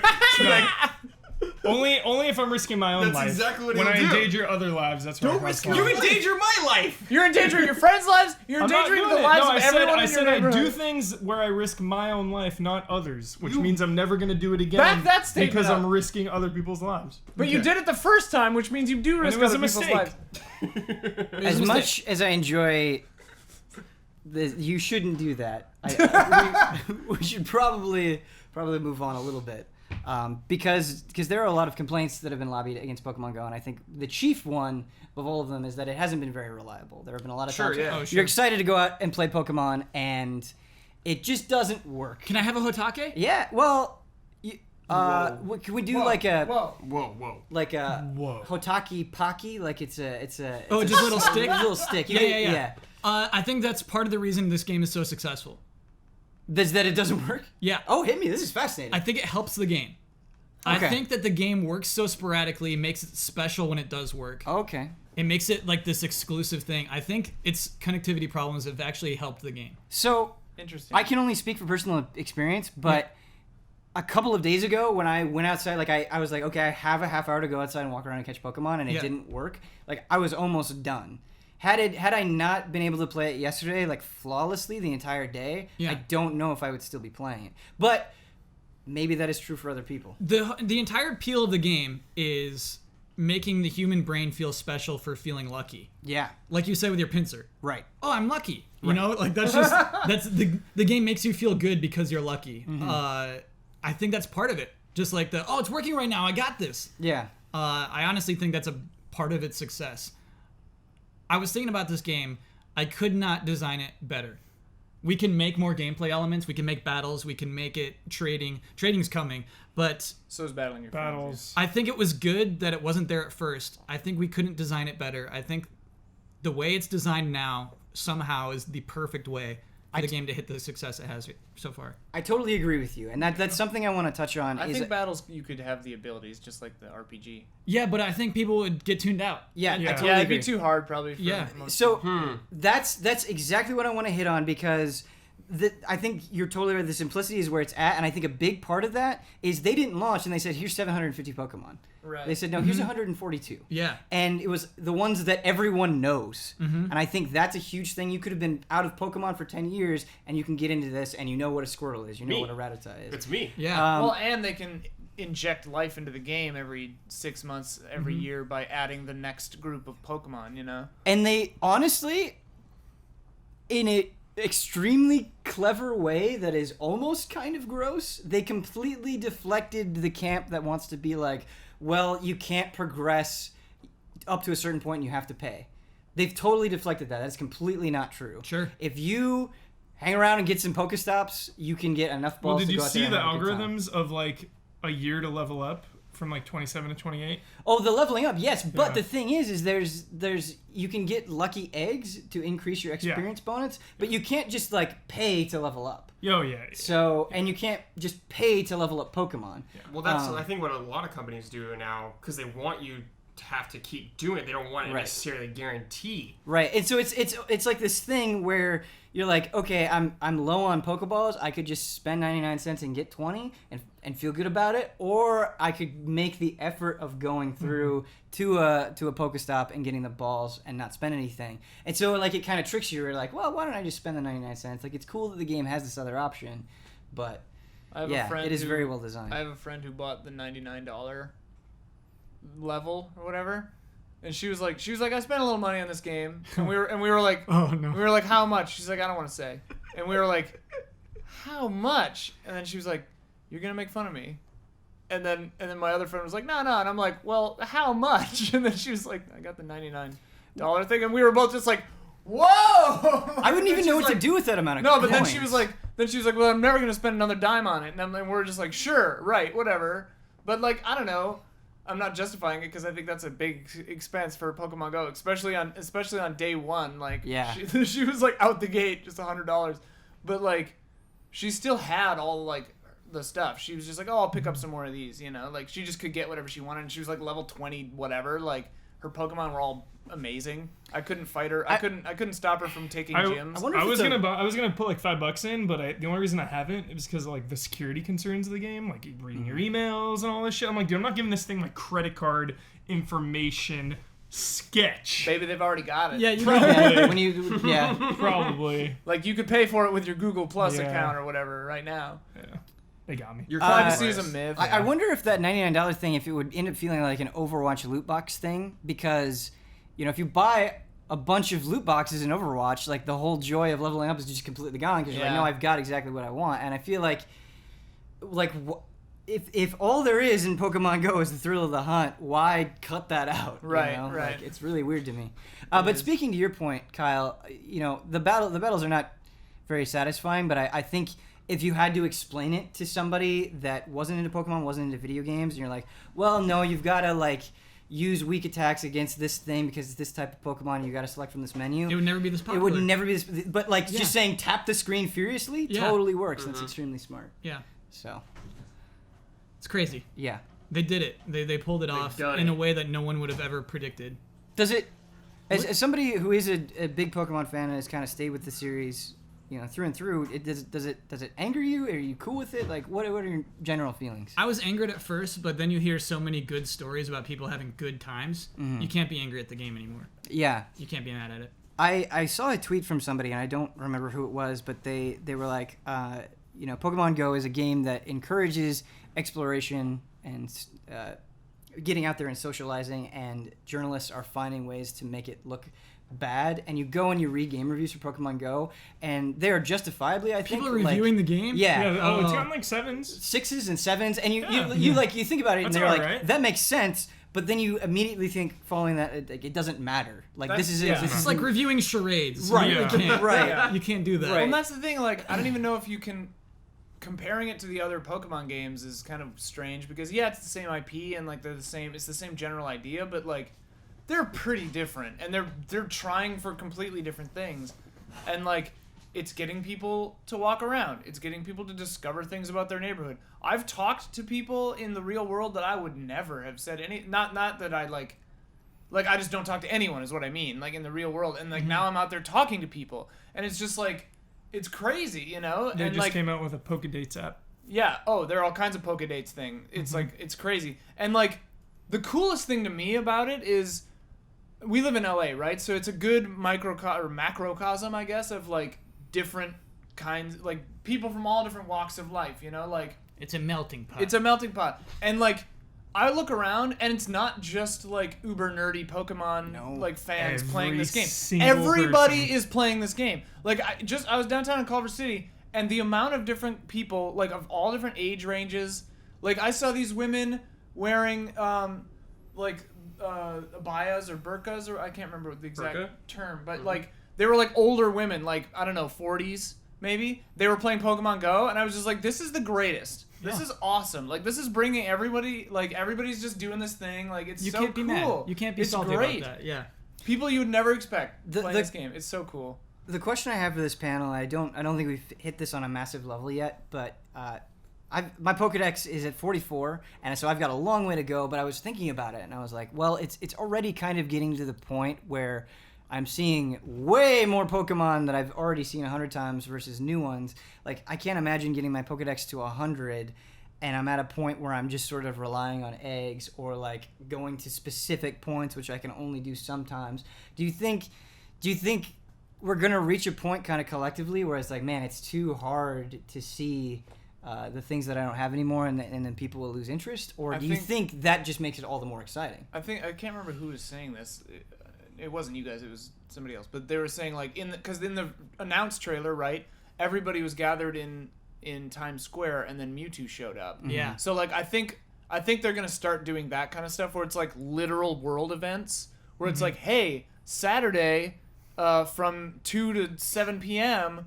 if you're at Santa Monica Pier, Mewtwo's gonna be there, and like everybody's gonna lose their mind. I am so there. The tweet I saw that I loved is, in that trailer, that looks ridiculous. It's like, oh, there's no way there'd be that many people in Times Square playing this Pokemon game. It's real. In real life, there'd be more. There'll be more people. It would destroy Times Square. I was in Burbank at 10 p.m. There were 300 people at this mall just playing Pokemon San Francisco Go. had 7,000 people in a line walking. Dragon Knights, bringing them out. Oh, really? Yeah, no, because there was a picture at Toronto where it was like 1,000 people were gathered because there was a Dragon Knight spawn. Wow. Yeah, Mewtwo would bring a city to its knees. The infrastructure would collapse. The infrastructure would collapse. The cool thing is too that it is Mewtwo like, at the White House. It's like, what? I think Onion or National security. Somebody did a thing about that like some Pokemon showed up at the White House and there was like a big thing. It would. But, like, it would destroy it. Ugh. It is environment based, right? Because like we're getting a lot of growlers and stuff so and like this. that's a but, question like, I want to bring up. Santa Monica Pier. Yeah. My friend John Finger was telling me that like, Santa Monica Pier is the most popular spot in LA because it has all 5 or whatever environments in one walkable radius. So like you can literally get every kind of, there's water, dirt, desert, every kind is over there. Mm-hmm. It's interesting. I don't know. It's a really cool idea. The last question I want to throw at the panel before we move on is When are we all going to the pier? I'm going to the pier after this. You're gonna be so tired. At like 2 a.m. No, they got my Kabuto. All right. Anyway, the question I want to throw at you is the question of region lock Pokemon. So there are Pokemon that you can get in the game right now that like so you can only get Mr. Mime in Europe. Mr. Mime in Europe Whoa. or Wait, really? Tauros in North America. That is not explicitly true. That's the only way you can catch them. It is possible to get these Pokemon from eggs, but it's not super likely. How do you guys feel about that? Do you think that's a cool idea? Are they going to keep it like that forever? I don't know. I think it's cool, but I don't really see the point. Like, why, if I'm trying... It's going to encourage trading. Yeah. But I have to trade with a you trade European? Pokemon? Yeah. Like... People travel. It's like real life. In Pokemon, LA, dude. that would not That's be hard like to do. the maximum pay to win, dude. A flight to Europe is like thousands of dollars. I don't think you have to but fly they don't to get the Europe, money. though. And how am I think- going to get the Mr. Mime? Tell me right now. Here's how you do it. I think Okay. it's very easy, and I think it's a Okay. great idea. So they implement trading into Pokemon Go. Yeah. You go to a Pokestop that you Yeah. know is relatively hopping. You start talking to people. You're like, hey, does anybody have a Mr. Mime? You're going to find... A European there European? that has a Mr. Mime? I Or- don't think... It says pay up. Yeah. $20. Yes. Yeah. I would do it. Dude. Yeah. No, What what you European? you do is you go to LAX with right, a sign European. that just says, "Please trade me a Mr. Mime." LAX. You Yeah. hang out outside That's the gonna international happen. terminal. People Just just say, drive Okay, I'm in. Yeah, I'm so in for this. please then. trade me a Mr. Mime. You're just hanging out at B That's terminal, thinking outside the box. the international terminal. Kyle, when you said bring a city to its Yes. knees, I think that was so on point. Yeah. LAX will be brought to its knees.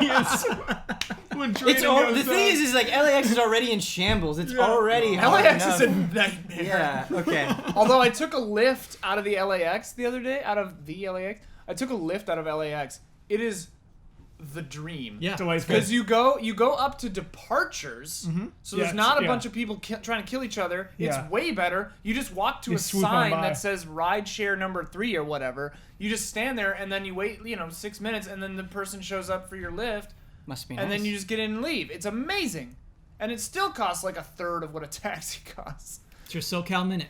We're going to the LAX airport. As much as I enjoy this conversation about Pokemon Go, it's Fantastic. good. I'm sure there will be more Pokemon Go fantastic. discussions as updates come out and as we catch things. But there's another conversation that I want to leave enough time for because I'm extremely excited for it. I had some personal involvement with it, but everybody here, I think, except for Ian, unfortunately, watched EVO Evolution 2016. And before we get into the nitty gritty, I thought it was an incredibly exciting EVO that had great moments. Does the panel feel the same? I just want to gauge the temperature about Evo. Loved it. Loved it. Great fun. 10 out of 10. Watched it with you. Jolly. Yeah. Yeah. To me, the stadium was weird when it was half empty. Sure. Yeah. For like MVC and stuff. Yeah. Yeah. For Mortal Kombat. Yeah. Yeah. Even Street Fighter. Was it Street still Fighter- half empty at that point? Not half. Street Fighter was like the most packed it had been. Yeah. There were still like a quarter seats open.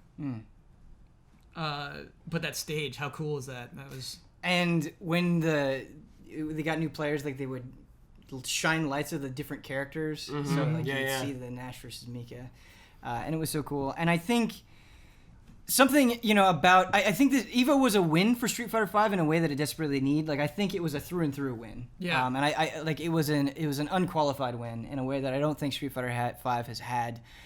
Really at all since launch, and I think it made that game look exciting in a way that it hasn't before. And I think a big part of that, and let's get into it, is LI Joe and the success of LI Joe. I think the USA has been struggling in Street Fighter V, and it was a victory in a lot of different ways, but I think there was some controversy as well that we want to talk about. But did you guys know much about LI Joe going in? And Never heard of Absolutely him. not. Okay. All right. Did you get invested in his story in the way that it was presented? Yes. First, the night before when they were just qualifying for top 8, absolutely. But then I was watching ESPN 2 the next day. They show his dad. Yeah. That's the perfect. Yeah. That's Show just someone's dad. Classic TV technique. Yeah. The guy with a handlebar Yeah. mustache. That's when they got me. He's got his sunglasses on. Man, that dad. Red Yeah. sunglasses. Yeah. Yes. That dad. Yes, that dad. Yeah. So it's- emotional. Yeah. Great dad. It's LA Joe's first match of top 8. Yeah. And they cut to his dad, and his dad has his hands, Yeah. his face in his hands, and then they cut to Joe, and he's doing the exact same expression. Like, this is Instant brilliant. investment. You're invested. Yeah. TV works. And I think the thing to know about Joe going in is if you don't know LI Joe, whenever commentators talk about him, and if you ever watch his streams or if you ever see the events that he hosts on the East Coast, he is an extremely humble, likable guy. Oh, cool. That is Jolly. always positive. And you got that sense immediately. Like, I don't have to tell you this because when he walked on that stage, he did a lap, and it wasn't like a lap like, yeah, I'm here, what's up? It was like, wow, this is amazing. Like, I am honored to be here. And in his victory speech, saying, like, I want to be like these guys. Yeah. And That was his failure speech, actually. well, Yeah. yeah. Yeah.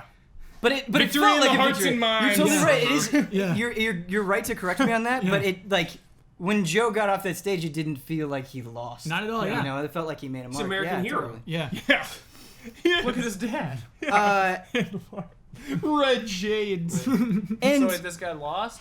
What do you got? So- You got top 5? yeah, so a lot of people, myself included, nothing against Joe, thought he was going to make it in top 8 and then immediately get out. Yeah.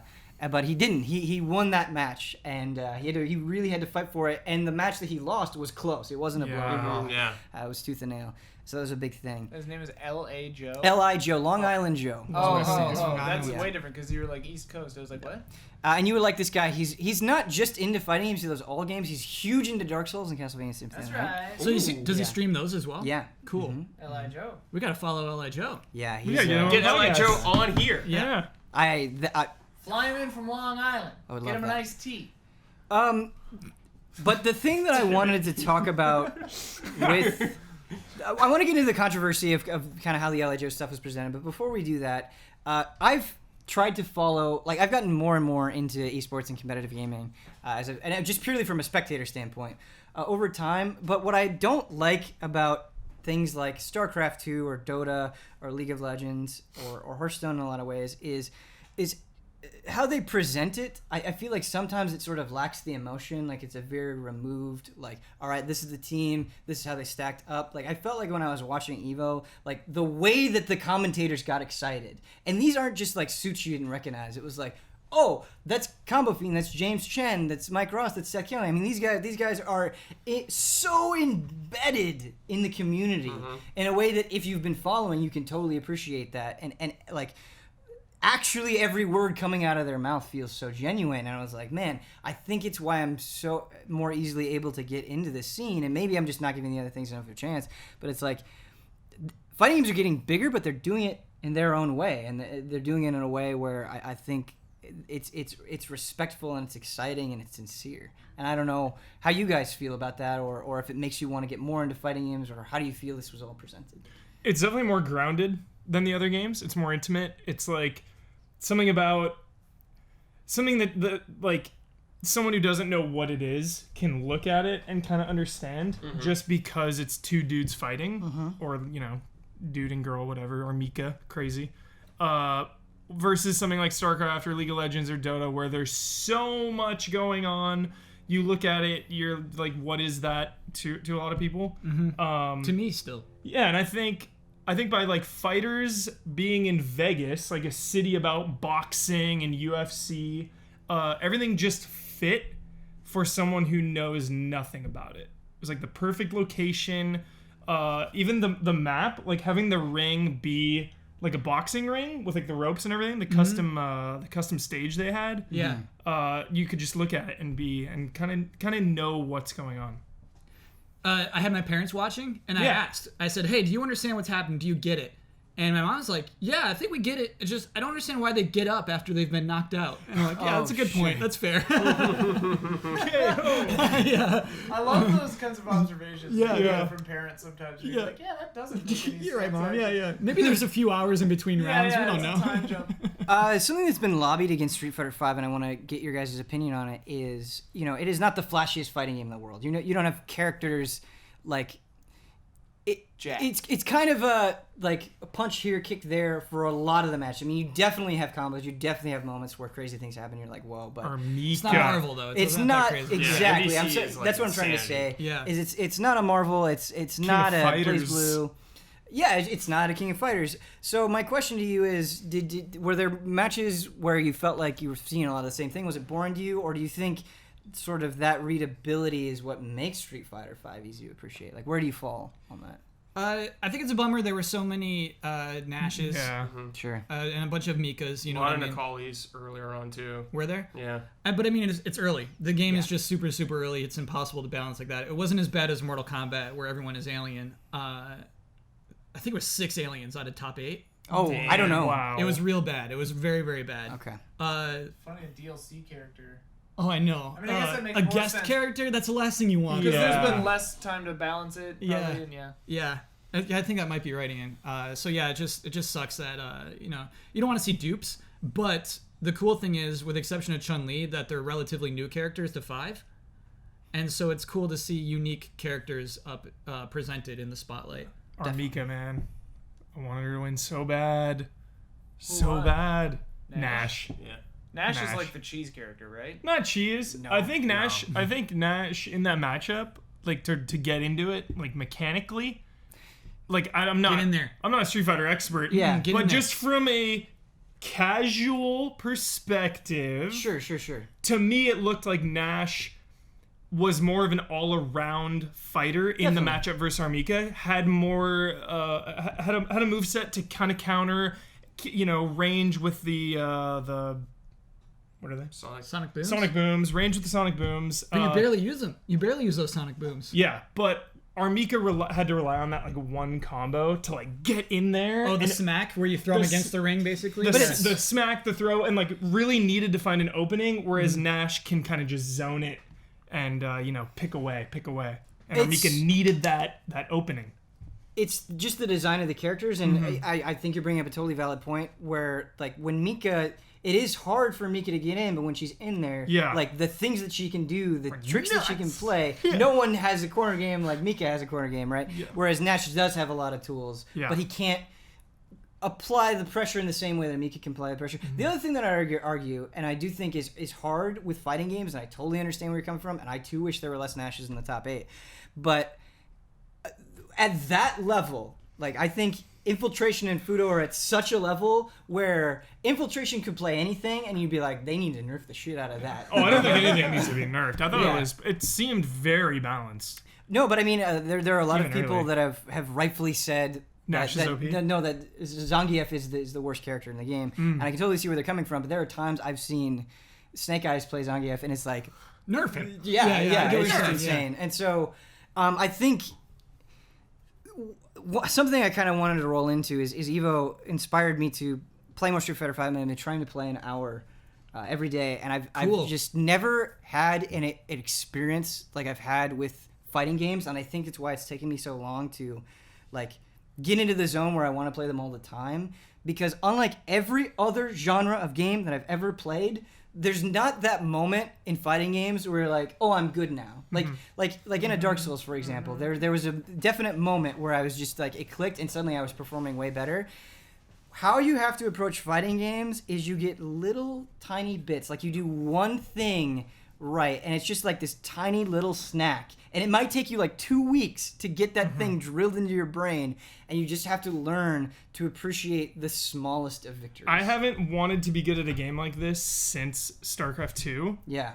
The drive to get good in Street Fighter 5 is so powerful. Like, other competitive games, I just play to have fun. I try to get good so I can just like survive a little longer to like kind of get the flow going. It's not like I want to get good so I can win, KD, kill everyone. It's like with Street Fighter, I want to get good to just like learn the mechanics and learn the game and understand it on a new level and see it, kind of like StarCraft. Yes. Where it's like just deeper than like I just want to play. It's like, I want to understand it. Huber, you brilliant human being. I actually think that's the problem, because I'm finally at a point where I understand the terminology and I like have some understanding of like frames and advantages and when you should stick moves out there and when you shouldn't. That is a totally different thing than what I was talking about earlier, because I don't think these games are good enough at presenting that information. So like, I think the problem for a lot of players is you don't even understand how to get better. The drive is there, but you don't know what to stick out when, what's safe, what's not, why you shouldn't jump, all this stuff. And I think it's a shame that you really have to go to outside resources. You gotta watch YouTube, And I honestly don't think there's one definitive video. It's like you've got to consume a bunch of You gotta put in the different- time if you want to understand. Well, what's like, going on. You do have to put in I the have time. something that fits in with this. Is Yeah. like I was trying when they put the training mode out in 5.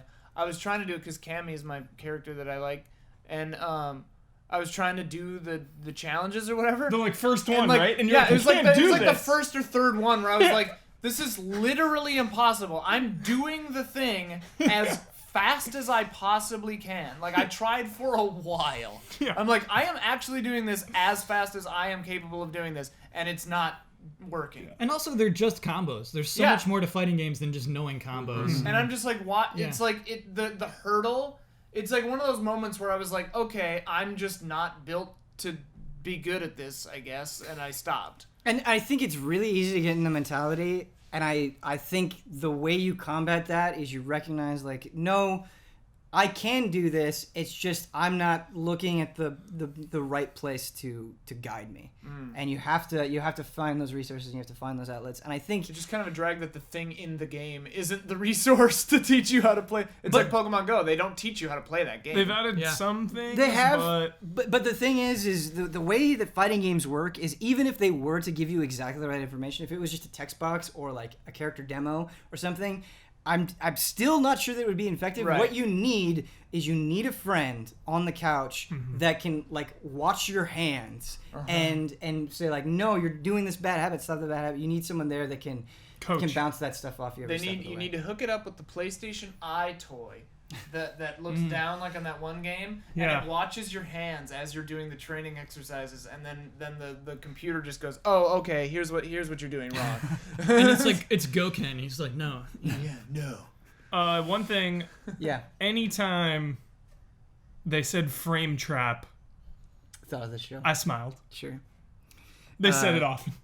Ooh, Yeah. we skipped over something pretty fast. You mentioned in particular Mike Ross and Seth Killian, Yes. and that they're kind of like in this whole other league as commentators. They certainly Top are. tier, Yeah, those two. ESPN2 is brilliant to pick those two people. They really are great. I wanted to say though, as opposed to League of Legends, those guys have been doing this for a long time. Yeah. Especially Seth Killian, and League of Legends just doesn't have that. And League so of like, Legends has been around for a while now. you're right, man. If you actually count like Dota, Yeah. Or like MOBAs, period. Yeah, but as an esport, I don't know. Seth Killian, he's just been doing this. He's been in that community. He's been yeah, at but Evo it's for like, so many but years. a lot of those guys, I think that's unfair to say. Like those guys have been involved in like those scenes. Like all of those games have like a scene like that, and those guys have been there for years. But it adds so much. Yeah, and even some other fighting games, honestly, had poor commentation. I agree. Sure, yeah, they I probably would have less say, to pick from though. Also. Yeah, and I think sometimes you just get caught up in, well, this is the guy who does it all year long. Yeah, He's yeah, really yeah. deep in the community. For sure. And it's like, you need to fire that Less guy. competition. You need to fire that guy. He's not that good. Do you think that fighting I games agree. similarity to actual like sports like boxing and stuff, do you think that lends to that too? Just like not the ease of being able to commentate, but like cuz commentating on LOL is like a very different kind of beast, it's like maybe like football or something kind of, but like not really. I think it has to do what Kyle was saying. I think it has to do with history, because when you say League of Legends, right? Like the history of League of Legends is very short. But like what was so great about the Mike Ross Seth Killian commentary is like Seth would go on about some story from like the first Evo 16 years ago, and like Mike Ross is just nodding there, like throwing in his own things. And, you get the sense that like these guys have been doing Yeah, it, they've been around for a long time since doing it. And they're before like Outline friendly, existed. And, like they're just betting like, oh, Mika's going Yeah. 3-0. Oh, man. Oh, maybe no, I'm The gonna way eat my words. Seth Like, called Infiltration after he got stomped, pushed down into losers. Yeah. And Mike Ross says, who do you think is going to win? And Seth goes, I'm thinking Infiltration. When he had no chance at that point, when he had to win twice. Win the whole thing. Twice. Yeah. 3 times basically. Yeah. He had to beat third place, and then he had to beat Fudo twice. What Right? a call. What a call. That was... Nuts. That And was he so ended cool. up winning. And then Seth had a great call there. Yeah, it was great. He works for Riot now, doesn't he? yeah, because they got bought out by Riot, so he's Yeah. doing something, but It's I really don't know cool what that it is. they let him do this. Yeah. It's so cool. I just, before we get into this week's HOTTAKE, I want to say, I love Mike Ross and his circles so much that if you watched Evo and you enjoyed it, I recommend checking out Excellent Adventures on YouTube as well as Capcom Pro Talk. It is just friends goofing around playing fighting games, and it is amazing, even if you don't care about it on a deep level. Like, they're just such great personalities. Mike Ross is one of my stream heroes. He's such a great host. Oh my He's God. really, really good. He is on a next level. I totally agree. Yeah. But it is time. It is time for this week's HOTTAKE. It's getting steamy. It is getting steamy. I'm sweating. There's been a little bit of a controversy that I think is interesting to talk about with the LI Joe story and how it was presented on ESPN2, where the people that they interviewed on ESPN2 were LI Joe and the winner, Infiltration. Yes. They did not interview any of the other Japanese players. Those players don't really speak English. Mm-hmm. How do you feel about this? Because in my opinion, and in the opinion of a lot of people, if you make top 8 in Evo, that's an accomplishment in and of itself. Like, that's a momentous feat, and you deserve a little bit of attention. And apparently, again, my sources are a little loose on this. Apparently, they tried to do that stuff, and they were just like, no, this isn't working. Oh, okay. And stopped it. Language barrier. So, do you think like that's just TV, baby? You gotta roll with it, or how do you feel? That's unfortunate, because that's what makes poker so relatable, is when they go through the story of everyone. It's like, yo, this guy's been playing for 50 years, but he's never been in a final table. Here's his story. And then, like, another guy is like, oh, this guy's been playing for 3 weeks. He's here. Like, and, like, interviewing all those, like, final table participants is one of the most meaningful ways to get me invested in every single player. I think you'll see that more coming forward, though, out of Evo, especially because it's pretty new for like most people. Like now on TV, like this, I don't think it's ever been on ESPN. Evo has it before. No, this is the first time. So yeah, they're Growing pains. It's growing and they're learning as they're going. Like poker, they've been doing it for a while now. Yeah. You'll see more of that as it starts to go on. Yeah, hopefully. Sleazy producer Bossman says they made the right call in focusing on LI Joe. I know it's like a nationalist, I guess, just like, oh, just put the American on. But he speaks English. You don't need that extra layer of translation. It's just faster, and your audience connects to it quicker and faster. Well, And like live, I get, but like a package, like roll it Package- in. Yeah. That's Roll it in. what I was gonna say. Is Yeah. like they probably chose these. They probably had to choose a smaller number. I mean, I didn't see any of this, but like they probably had to choose a smaller number just because of the time they had left. Yeah, they didn't know who's gonna be The top time 8. slot, you know. Well, you so get they're Ian like, Hink in there to they're make like- a fast edit. right? They're Let's like, we're go. gonna do 2 or whatever. But then like, yeah, if you had I mean, the problem is you'd have to make packages for like everyone, and then like, and that's just not, that's cost prohibitive. Like you'd have to fly to Japan and like shoot their dad, you know, like. It'd be pretty intense. Or, But like, but I'm just thinking, just the like a little interview in the back. yeah. And some, like, And have highlights. a translator, like, Yeah. Yeah, I mean, but- it'd be cool to at least have, like, you know, a minute of each person. He said they tried that, right? It just didn't work out or something. I read somewhere that they did try to Get in it shoot more. things with the other Okay. top 8 finalists. And One thing they did do is they did do packages kind of to get people ingratiated into the fighting game community. They did those are cool. the Evo moments, which is, to me, played out at this point. But both Seth and Mike had interesting things to say about it. And I realize if you're new to this, if you're just watching, like, why is this on ESPN? If you see that moment, it just translates. right. You see Daigo parry every single move. Oh my god, it just works. I get why they did that.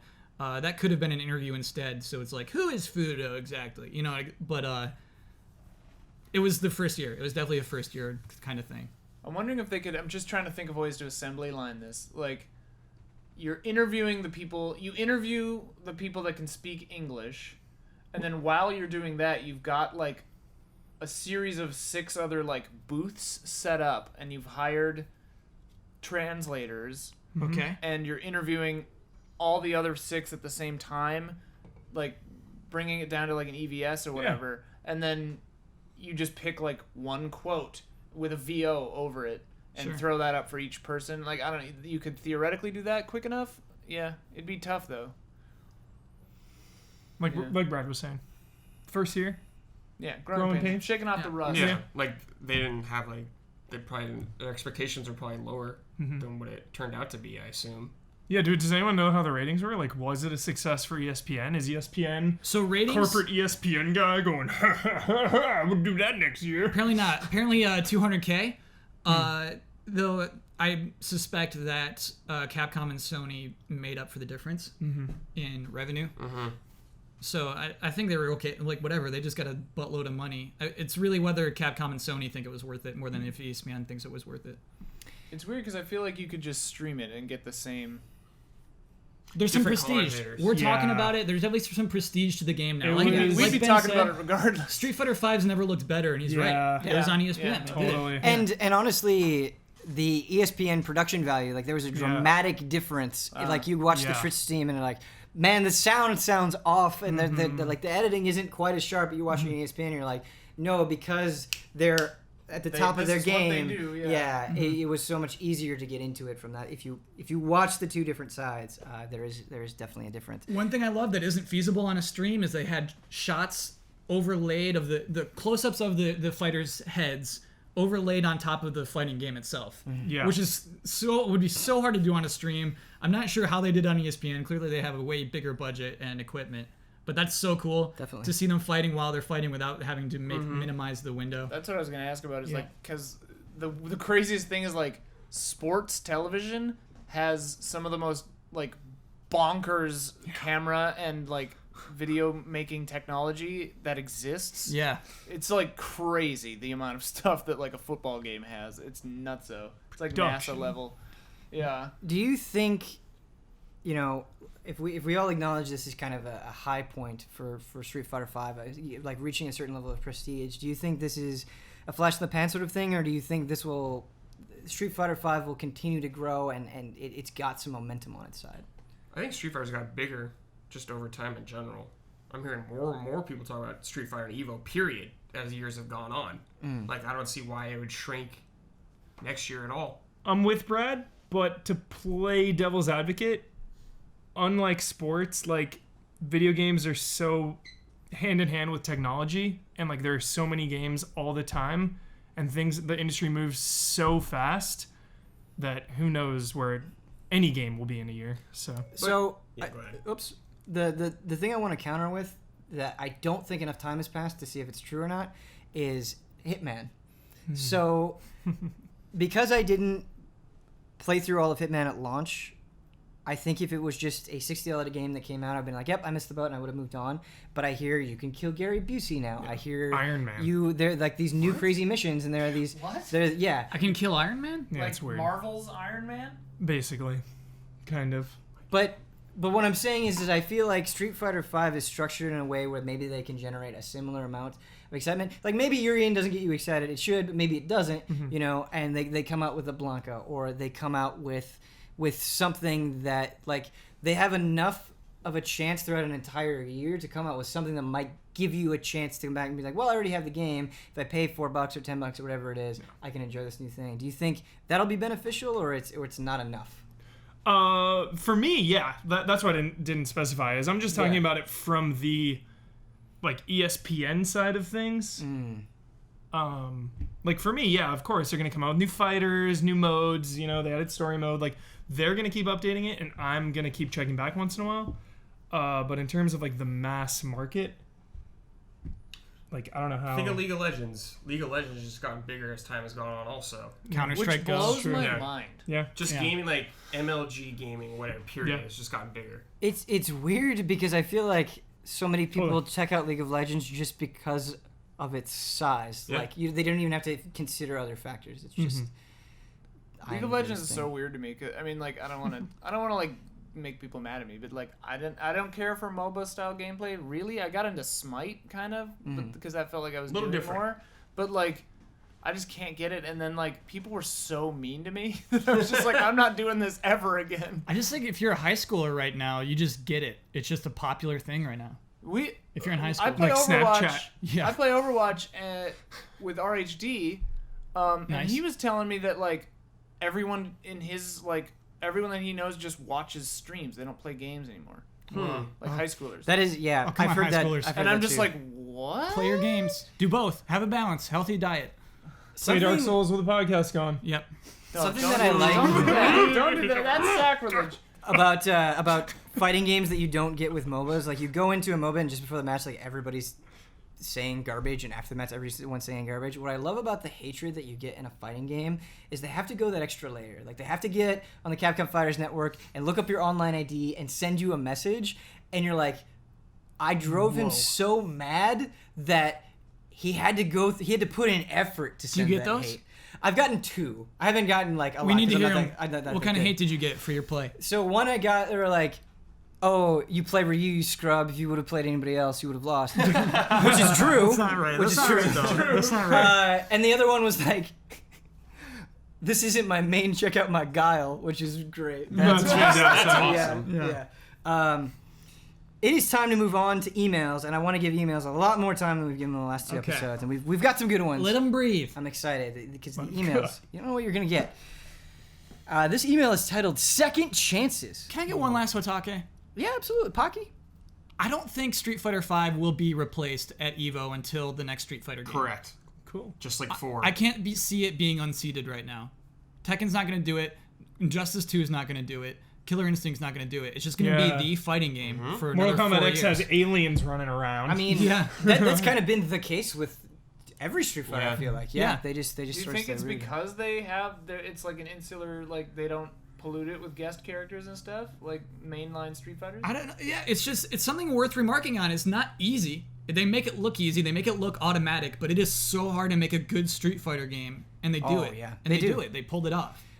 I do think part of it is that, you know, Street Fighter was like, we would not have an EVO were it not for Street Fighter. Street Fighter in a lot of ways is a foundation. Whether you like it or not, it doesn't matter. Like Street Fighter is kind of responsible for that, and I think it's kind of seen in the community that way. Like, I can't imagine a world where people would be cool with like, yeah, Street Fighter's just not going to be here this year. It's not going to be on the main stage. Like that just wouldn't fly because of how it's viewed. I was Street Fighter's looking. king. Sorry. No, I'm just saying Street Fighter's king, Oh, yeah. and it'll always be king. I was looking Sorry, for King of Fighters. the stream Yeah. on Twitch, and I like No choice, no clicked to chance. Evo, Yeah. and it was like showing past highlights, and it showed like King of Fighters in 2009, and it was one of the most insane things I've ever seen in my entire life. I want to watch some King of Fighters, Dude, It was nuts. It'll happen next year. It Next was- year. They were just like, it was like non-stop attacks. It was crazy. Dude. It was great. Dude, it was like gotta play these some two of your guys fighters. in like some small 98. room. It was like back in the day. They both had shades on. Just like staring. It was so. He won and he just like stood up casually. It was nuts. It's crazy. Our first email, titled Second Chances, comes in from Matthew. He says, Allies, all my love to everyone. There are some games that I think maybe if someone else had a shot at taking the idea and making something truly great out of it would be truly extraordinary, like Too Human.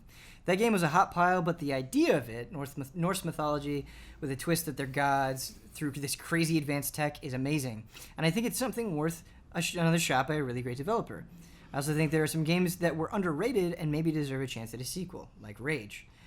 What are some games or game ideas worth a second shot at life and some sequels they would love to see for underrated titles? DMC. Oh no. Ninja Theory, let's go. But I think DMC is like actually a great game on its own. Me too. So what's the sequel? It needs a second chance though, because everyone is the passed second it off. He wants to make it. Everyone not great, passed but that game amazing. off because of the way Dante looks. So what do you do for the sequel? Yeah. What are you doing? Yep. I don't know. I'm not playing this game. I'm not playing the game you're making right now. The DLC was Virgil. So spoiler alert. I'm Virgil sleeping. I'm not versus playing this. Virgil versus Dante. Okay. Maybe you go to God of War route. You super change it up. He plays another new character. You encounter Dante and Virgil throughout the story. I want to throw something on that Devil May Cry. I think, from what my understanding was, that DMC combat-wise was not as deep as 4, which a lot of people, I guess, the hardcore community looked down upon. Upon release on consoles, it was 30 frames, which was also looked down upon. Yeah. I think if they did stuff like that at the beginning, yes, people love Dante for some reason. I don't get it, but I think if that would have helped a lot. Yeah, I the think it's a good definitive point, edition and some patches later on, it was super easy to get triple S sadistic early on, and then like within a 2-week period at launch, they patched that up. They made it a lot harder to get max points. There's a lot of depth in that combat system. I think that game got so mistreated. Like, it's upsetting. It sucks. I think if that game had an extra 6 months, it could have been not a great game, but an amazing game. It just bums me out when people prejudge anything, any game, any human, anything in life. If you prejudge it without trying it, that's unfortunate. What if I've seen a lot of that game, Huber? What if I've seen just boss fights and cutscenes where it's like, this disgusts me? Fuck you, fuck yeah! Like the bad guy just like humping his secretary. Okay. Then if it's not for you, Yeah. then it's not for you, and that's fine. But to spread hate is unacceptable without having played it yourself. All right. I'm Like gonna if spread you hate. if you spread hate without trying something first, like Like when Dante was Come on. revealed or whatever, I Yeah. guess. and like you know, a lot of people are like, oh, Dante sucks in that game, and it's like you haven't finished the game. Like he's super annoying in the beginning, and it's about how he changes. I hear that. So Huber told me Bro. he is Groose. And, Yeah. and that made me understand. he changes Because everyone's just like, no, Groose is a jerk. It's like, what? How much did you play? I mean, he's not the deepest or best character Yeah. ever made, but like he's fine in the game. Bruce he gets has better. redemption. Yep. Boy, does he ever. Besides DMC, I need at least one other game that we think Let me deserves talk a to you second about chance. Mega Man Legends. Okay. Oh my God, I'm there's very just serious about this. there aren't enough games that are like Zelda, and it's so hard to nail down. Mega Man Legends is like Zelda. You don't even get it. Oh my God. So it's an adventure game with dungeons, with story, with characters, with humans that matter, with a story that matters, with a progression. A progression within your character. Your favorite. Oh my God, yes. And so Oh my God. it bums me out so much where I like to be in a game where I'm a character, I'm being a person, I'm on an adventure. I love that anytime.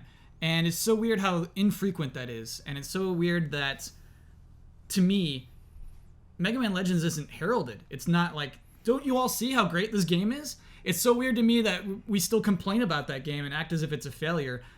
Because it's truly one of my favorites. But Kyle, Yes. it's not 2D. It doesn't feel as good as Mega Man X. It's not about the boss. It's not about absorbing powers. What the hell, man? Honestly, That's not Mega Man. Yeah, maybe it's the title. Maybe it's because Well, that's people. why it has Legends. I don't in the feel that title. way. By the Yeah, way. no. But that's the counterpoint. Yeah. That's just like, oh, worst Mega Man game. It's like, stop calling it a Mega Man game then, and just consider it an action adventure game. And it's so good. That But game see, does not need to be made. I don't understand this fucking obsession with like, okay, something was introduced as this, therefore it must always remain. Like, is it not completely fascinating and awesome when you can take a series and present it in a totally different way? Correct. You know, and appreciate it from a different point of view? Is that not Mario 64? We just did TMC. We just exactly. It's like, okay, Yeah. I have to find understanding now. Like, Yeah. If we ever got All right, Super all right. Mario Don't say it's RPG different. or anything Yeah. cool like that. Right. yeah. Like, exactly. why do Party. things always Mario have to Kart, be so one many way? things, yeah. Yeah. Rigid. Word of the day. I would love a new Mega Man Legends game. I would not like Inafune to touch it. I saw you playing that game when you did. You streamed it back at GT, right? Yeah, Brad did too, I think. Yeah, We did oh too. Oh my god. Yeah. I had never played it, and just watching you guys play that was The vibes. a dream. It was like vibes. watching Disneyland or something. Yeah. Also, the villains and how they are presented, like at Yeah. I have one. the Bonds. Alien Isolation. Whoa. Done by someone like Playdead or Oh, so Chinese you- Room. You're taking it away from the studio who made it? Yeah. Okay. That was the question, right? Second chance by a ideas, different developer. Yeah, okay. Yep, second chance. But Exactly. I think maybe working with Creative Assembly, right? Is that it? I think so, yeah. Yeah. Like, just do like the reason I want it to be like an indie company like Playdead or someone like if they had the guts to do Alien Isolation, like Inside style or kind of Soma or like the first Amnesia, right? Where like, but even less, like more like Inside, where the entire game is like 4 hours long. Should've and been it's shorter. Literally Definitely. just you and an alien on a ship, and that's it. There's no talking except for you going like, oh shit, oh shit, oh shit to yourself. Like, I get it. that's what that game should have been, in my opinion. But I think Creative Assembly nailed the look and feel. Like, that game is glorious in that regard. I just got so tired of dealing with these goddamn humans and these fucking androids. That game is... I Oh, love it. I know you do. Love And it it so just much. wasn't my thing. But How I was cool would've so excited for I it. totally see your view of like shorter and like less androids and stuff. Can you imagine if it was a 5-hour game and Yeah. like because the first time we saw an android, it's unnerving. It was Yeah. disturbing And I the mean, way they there's walk at precedent in the you. series for that, sure. But like Can you imagine if the android part was like one little part near the end of the game, 4 or Right. 5 and hours? like you could Yep. use them like I totally strategically agree. to help you against the alien, whatever. But like, oh man, That's a cool... I like that. How long was Cool that game? transfer. It was long. It was like 16 hours. yeah, it was like So- it was Oh, like boy. it was like I bet a lot yeah. of that game had padding really on it think because it they was- were worried about people Yeah. complaining. $60. Yeah, it was too long. it was. I mean, it too should have been. It should have been like a $20 or $30 4-hour like replayable because of the AI of the alien. Like, do everything that way the same because that was great. You know. But it was like this double-edged sword because it was so nice, like getting that budget. That game Yeah, is yeah. beautiful. Oh, yeah. It's ridiculous Just- looking. oh. That game is amazing in It that is, way. Our next question comes from Wait, did Alex. Brad get one? No, I don't have anything. Or right Ben? now. I think I Ben, know. do you want Redemption? I just Second pissed off chance? so many people. No. Dude, I'm talking about Dante, DMC. Come at me. Yeah. Oh, Tenchu Redemption. Let's go. Tenchu Redemption. Redemption. good one, What was the last Tenchu game, Yeah. Brad? The one I played on Wii, like Tenchu on Wii. It was Tenchu like Z. 4. Hardest out ever. Beloved franchise. Like, dude, this sucks. You deserve better, Brad. I yeah, feel I was like- just oh. God. Honestly, I feel like the Wii had a bunch of those where it's like, hey, this is a popular console, let's put it on this, and it kills a franchise. Yeah, because they're like, use the Yeah. nunchuck and Wiimote to choke this guy out. Oh. It's like, I don't want to choke him, I want to stab him. it. Sorry, could we say again we want to come back? That deserves a second chance? Yeah. Zack and Wiki. Yes, Brad. I want Zack and Wiki. Yes, back. Brad. Oh, one of the best games on the Oh, Wii. so good. Such good vibes. Great Wii game. Yeah. Don't say that a lot. Great Wii game. Yeah, it uses the motion. That controls. uses the Wii right. If we're going down this route, I'm not going to talk about it, but I'm just going to. Onimusha, just drop that. Just dropping it? Drop it there. Okay. Onimusha was good though. Oh yeah, you yeah, want it's- it to come back. Yeah, yeah, yeah. yeah. I feel like a lot of the ones that I have like just burning in my brain are incredibly obvious. Like I want another Metroid. I want another F-Zero. Oh yeah. A lot of Nintendo franchises. I think the suppose. spirit of the question is like, who screwed Bad. it up, and Yeah, how yeah, can we yeah. do it again? That's true, right? that's true, Yeah. that's true. Team Ninja Onimusha screwed it didn't up. screw Yeah. Yeah. Oh, okay, I've got one. Having just played through all of Ninja Gaiden Sigma, Ninja fucking Gaiden. Yeah, Yaiba. I honestly think it started. Yaiba. Yeah, it like Ninja Gaiden has been in such a sorry state for a very, very, very long time. Yeah. And Did you play 3? Wasn't Yeah. it called like Razors? No, and that was the that was the Wii re-release. version. Wii What a version. name. yeah, That was the re-release. I feel like they've been doing this with Resident Evil. Like, they've been trying over and over to, like, give it that other thing, but they just keep straying from the path further and further. It's all right. We're on track now. Revelations 2. All right, our Revelations next 2 is question. incredible. I love I Revelations. love how much you love Revelations. It's 2. great. It warms my heart every time. It's a great game. I'm so pissed that I screwed up the ending. It's from Alex. He says, "Hi, Easy Allies. I have a question concerning the amount of time that you invest into certain activities daily. Michael Huber is always talking about how there's so much out there to go through, whether it's video games, TV shows, movies, or anything else that you guys discuss weekly on your podcast and live streams. There's so much that one would never be able to catch up with absolutely everything that there is to enjoy. I was just wondering, as a person who does enjoy experiencing as many things as possible, how do you balance out the amount of hours that you put into each pastime in a day or week? Is there a particular science to playing around your work and daily lives in a way that would make the best use of your time? Do you have any certain type of schedule that you try to maintain concerning your own personal hobbies?" You cannot waste a minute. No. Oh, Huber, don't think like that. Don't No. think like that. But in a... Well, how do you mean? I don't want to be that... Okay, that... The way I get through so much is with my TV shows, I always fit an episode into like a slot. It's managing TV shows efficiently. Because it's like 45-minute quick thing. It's like, yo, right before I go to bed, slide that in. It's like, yo, I gotta be somewhere in like 2 hours. All right, I have time for an episode. Let's go. Dive right in. I'm not just like, you know, I just keep watching, keep playing. I just don't stop. I feel like I've been doing the exact opposite of that, where I've kind of gotten to a point. It used to be where somebody would recommend something that was really good. I would get anxious and I'd be like, I'm missing out. I need to get this thing. How do I fit it in? Okay, I'm gonna finish this really, really quickly, and then I'm gonna jump on this thing.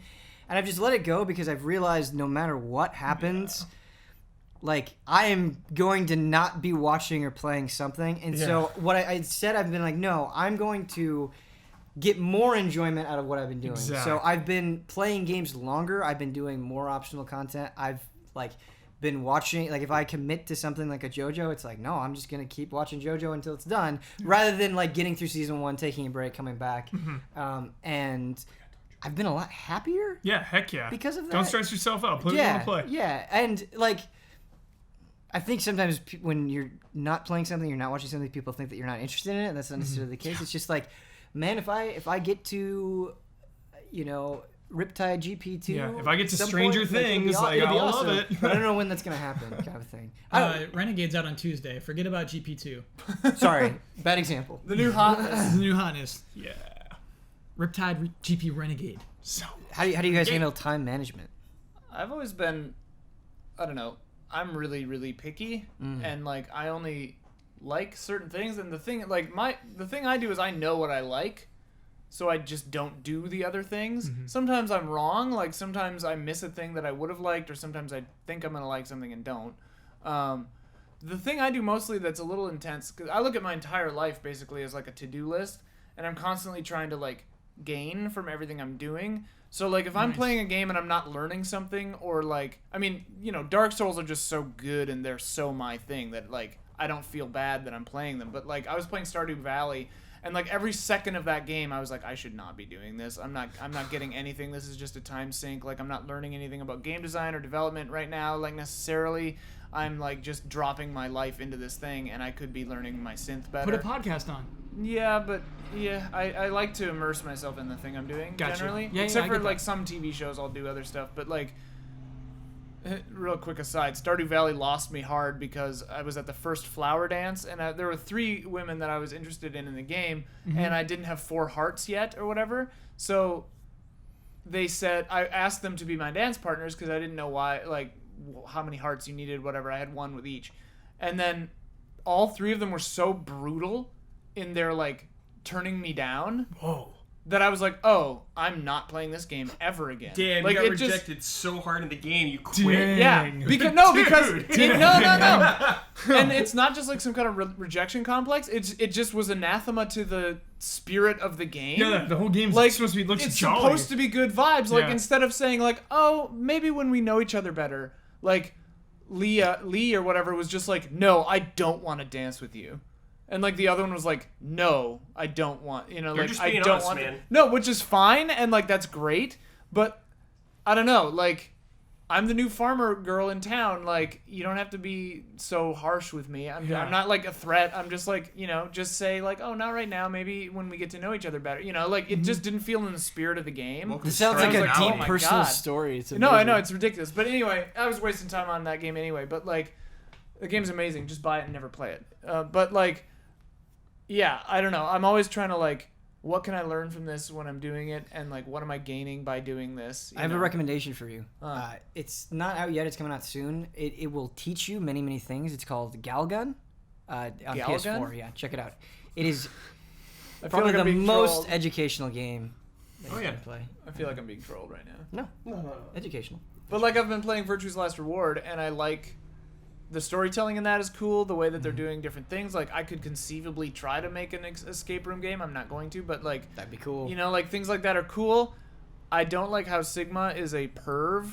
It's really irritating. It just comes out of nowhere. It comes like, out they of don't, nowhere. They don't bake it into his character. No, He's like like, not all like of a that sudden- 90% of the Yeah, time. and then all of a sudden he he's is. just so aggro perv dude, Yeah, and I'm like, it's really whoa, weird. this It's is really weird. not acceptable. I think that's what pervs are like in real life. Yeah. Just all of a sudden You you're never like, see ooh, it yeah, coming. stay bent over like And it's that. like, It's oh, great. man, and then what? the girls are like, this is making me really uncomfortable. And then he just keeps going for like 8 more dialogue boxes. And That I'm just happens like, in real life. dude, Yeah. Kind of It's- what it's Speaking from unacceptable. experience there. I've seen it. I've definitely seen it. kind of what Ian is Kyle saying. does that to me a lot. A wise man named Brad Ellis has taught me over the last couple years. Hard quit some games. Yeah. Just move on. Stop. Don't put yourself through Don't it, put man. yourself through it. You If just you're not having fun, it- just bail out. yeah, Yeah. especially now, 2016. Again, there is so much. It's like just make the hard decision. Have you finally Find your gotten heart. over your completion complex? I'm getting It's better. getting better. It's getting better every day. Brad, Dragon Quest Heroes just deleted it off my hard I drive. Whoa. don't like that. I was like, but I'm not all doing right. this game. The game's too long. It's Game's just too long. He appreciated it. I like it. Yeah. I just That's the other thing. No. like, putting my you're- time elsewhere. That's Yeah, the that's a other good thing. point. It With a is too lot long. of games, you get the idea. yeah. You get the idea. I didn't want to Like, mash Square anymore. Sure, I'm gonna miss out on some story, maybe, but like I understand what this game is going to give me. Like Stardew Valley again. Like I was like, okay, I get it. My I think house will get sometimes bigger. though it is easy to fall into that line of thought when it is not necessarily true. Yeah, Uh, and you can be wrong. I think but, I think Nier is a good example of that. If Brad wrote a book called The Tao of Brad, I would Follow it. buy that thing. in a Hard heartbeat. cuts, Down tens only. It's only Dude. 5 pages. It's not a long book. No, that's it's Brad. very simple. It's the like life lesson the most Tens important only. life lesson from Brad that I've learned that I'm going to, if I ever have the the good fortune of having kids, I'm going to teach this to them is the simple phrase, "That's right." That's right. That's Well, right. I learned that from Mike's dad. the ultimate Yeah. defense. The ultimate defense. Yep. Anyone is ever teasing you Diffuser. at home, friends at home, if anyone is giving you a hard time, like if you're in high school, middle school, whatever, getting teased, just say, "That's right," Yeah. to everything that they You have say. an ugly face. That's right. That's right. People do not know how to respond to They that. don't. It Stun lock. diffuses everything. Yeah, you stun lock them. It's Yeah. brilliant. Cool dance. That's right. That's right. My Also, words- just be yourself. Like, Yeah. it's perfect. My words for gaming Here we go. is Down don't with let Brad. anyone tell you what to play. Just do what you want to do, and that's it. Not even us. I will only play something or do something if I want to. Like, obviously, if I'm doing something for work or something else, I will do it. Yeah. But if I'm on my own free time, can't make me do anything. Yeah, I feel like in stupid gaming communities, there's a lot of games that you have to play, and people play them. unless you play this game. Yeah. And we get like, caught okay. up in that. And it's just like, you don't have to. It's- There's no you don't game have you to have do to anything. play. The hardest part is being afraid to miss the zeitgeist. You gotta You be know. not afraid to miss a zeitgeist. Missing Dude, it. yeah. Sometimes missing the It's tough. zeitgeist is the greatest gift you can give to yourself. It Like, really is. if you just, like, skip the zeitgeist on some huge game, and then you're just like, oh, I don't have to play this game. I missed the window. Nice. No one's talking about it anymore. Yeah. I can go and do something else. You know, Yeah. it's like great. Yeah. Our next question Miss it. comes from Thomas. I'm really curious Thomas. to get some answers on this one.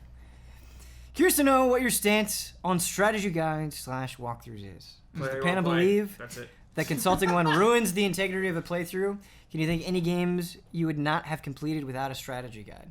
For me, I'll never ever use a strategy guide because why not just watch the game on YouTube at that point? No. Ugh. But if anyone else wants to, exactly like Brad, play how you want to play. I got no ill will or ill feelings for anyone out there Right. using a guide. Like, I prefer, if someone's playing a Souls game, I would definitely prefer them to not look at anything Yeah, or something like that, discover. because I feel like you'll ruin some stuff for you, but I'm not gonna, like, totally criticize. Like, I'll I'll razz Bossman all the time. Yeah. Listen to podcasts because it's Bossman. Yeah. But honestly, like, just play how you want to play, man. Yeah. I want to throw something at you. Uh-oh. When I crack and look at a walkthrough, it is like almost always because of this, where I recognize that I am stuck in a game and I have to make the decision where it's like, well, I can spend an inordinate amount of time figuring this thing out and like not having any fun, or I can just get the answer, move on, and like, you know, I think not waste my day. I think you hit the nail on the head there, my friend. Like, my general rule with games like Souls, where, you know, I mean, be snarky about it, where it's a well-designed game, where, like, my choices are my choices, and going through the game is meaningful because it's a game and it's based on lore, and I'm trying not to get salty about other games, but, like, what I do in that game is what I've done in that game, and then at the end it is my repercussions, right? I do the way I'm going to do. So with games like that, I don't look at a guide or anything until after I've gotten to the end, right? And then I'm like, oh, that's cool. I missed all that stuff. That's neat. Yeah. But a game where, like, if I ever get stuck, you know, for more than, like, I don't know, a few tries of the thing or whatever, not with puzzle games, like Talos Principle, like, I was that's gonna ask how... No. Okay. That's the fun. Like, I would let myself be stuck on Talos Principle for, like, hours if I needed to be, you know? Whoa. But, like, a game where it's, like, you know, like, old adventure games are really guilty of this. Like, I'm not going to bash my head against Grim Fandango Redux or whatever to try to come up with their dream logic. Like, if I'm stuck for more than, like, 5-10 minutes, I'm just going to look it up because that's stupid and a waste of my life, in my opinion. And, like, Inside, like, I went back and I wanted to get the secret ending, yeah? So I knew where some of them were, so I did that. And then I had to look up, like, I don't know, 3 or 4 of them because... And, like, I'm glad I did because I literally never would have found them. Absolutely, because, yeah. like, there's one in particular that I'm thinking about that is so hidden. Once I knew it was there, I looked for it, and then I was like, oh, all right, there's the thing, okay, like, sure. But, like, if I hadn't looked, I would have played through that entire game and missed, like, 3 of those things. And it just would have been, like, ridiculous. And Some without of getting them are specific, prohibitive. one of those things you have to look up. Yeah. Which, the noise thing? Or the... Yeah. It's in the game, Yeah. but I remembered that being there, and I was like, oh, that's interesting. I had totally forgotten about that by the time I was there. So, if I had just remembered it, I would have been like, oh, okay, probably that's this answer. But, like, Also, it's not if you even play obvious listening to enough. podcasts, there'd be... Right, well, yeah, if you're playing that game without sound, you're a nutcase. I did. Oh my God. You Well, are it a was- monster. Was it too scary for you? It was... Inside without sound? It gets disturbing. It's gets not that disturbing, yeah. scary. It It's is. not that Oh, it's scary. so There's unnerving. one little part that's like, ugh, and then the rest is like, No, you know, it's discomforting. it's unsettling, but Yeah. like, face it. No. Oh, this can't. upsets me. Like, I can't be in that world. you listening to podcasts during Souls games is upsetting, but this is like, you are pissing in the face of art. All right. my friend. We're gonna have to keep pissing in the face of art because it's time to move on Oh. to the next email. Something maybe a little less controversial. Oh no. This question is Play from how you want to play. this Play how next. you want to play. Play how you want to play. It's Moving fine. on. Unless We're it's moving on. possible. We're officially moving We're on. moving on. Ben promised passion. Yep. This is passion. No, that was pissing in the face of art, I believe is what that was. Great quote. Our next question is from Rick, also known as Rick Morobo. Good guy, great fan. Hey allies, Nintendo recently announced the NES Classic Edition and Mini NES to play 30 pre-installed NES games, the replica NES controller, for the low price of $60. I, however, grew up more on the Super Nintendo. If you were to pick titles to be included on an SNES Classic Edition, which incentives would you include? Now, I don't want to make this ridiculous. I want us to collectively come up with 5 SNES games Ooh. that have to be on there. We can't spend, unfortunately, like Got- 30 got Link minutes. to the Right away. past. Link to the past. Okay. Yeah, Chrono Trigger. Okay, so we've got... Super Mario Metroid. World. Super Okay. Mario World. Would you say? Do you have Super Metroid on there? Super Metroid. So that's 4. We've got 1 spot left Wow. for a Super Nintendo game. Kyle hasn't picked one. Wait, what are the 4 we have so far? So we have Chrono Trigger, Super Mario World, Super Metroid, Link to the Past. Okay. Tense. Tense. Very iconic. Iconic. All right. Look at that list. Maybe if we can get to Yeah, this is going quickly. maybe if we can get to 8, I'll give you 3 more spots. Okay, so if that said, I want Star Fox to be one of them. Okay. I agree with it. I want Final Fight. Oh, no. I don't know. I I love want Final it. Fight. Nah. But I want it. top 8, Mario. I excluding want it. all other games. I want it. Does Mario the Kart. rest of the panel agree with Final Fight? Final Fight. Vetoed. No. I would Vetoed. veto Final Wow. Mario Kart? Do we like? Do we like Mario Kart on there? Is it Super Mario Kart? or Super. just It is super. Mario It is Kart. Super Mario. We're picking Super Mario Kart or F-Zero. It's got to be one of the two. Kart? I would say Mario Kart. For Super Nintendo, I Super would go Nintendo. F-Zero. Come on, we need to beat them up. We need Final Fight. Gotta have that variety, If this guys. was Genesis, I'd say Golden Axe 2. Gotta have that variety. Here's the thing: is we got Final Fantasy VI, Yeah. Oh yeah. and I don't know if we put it on there or not.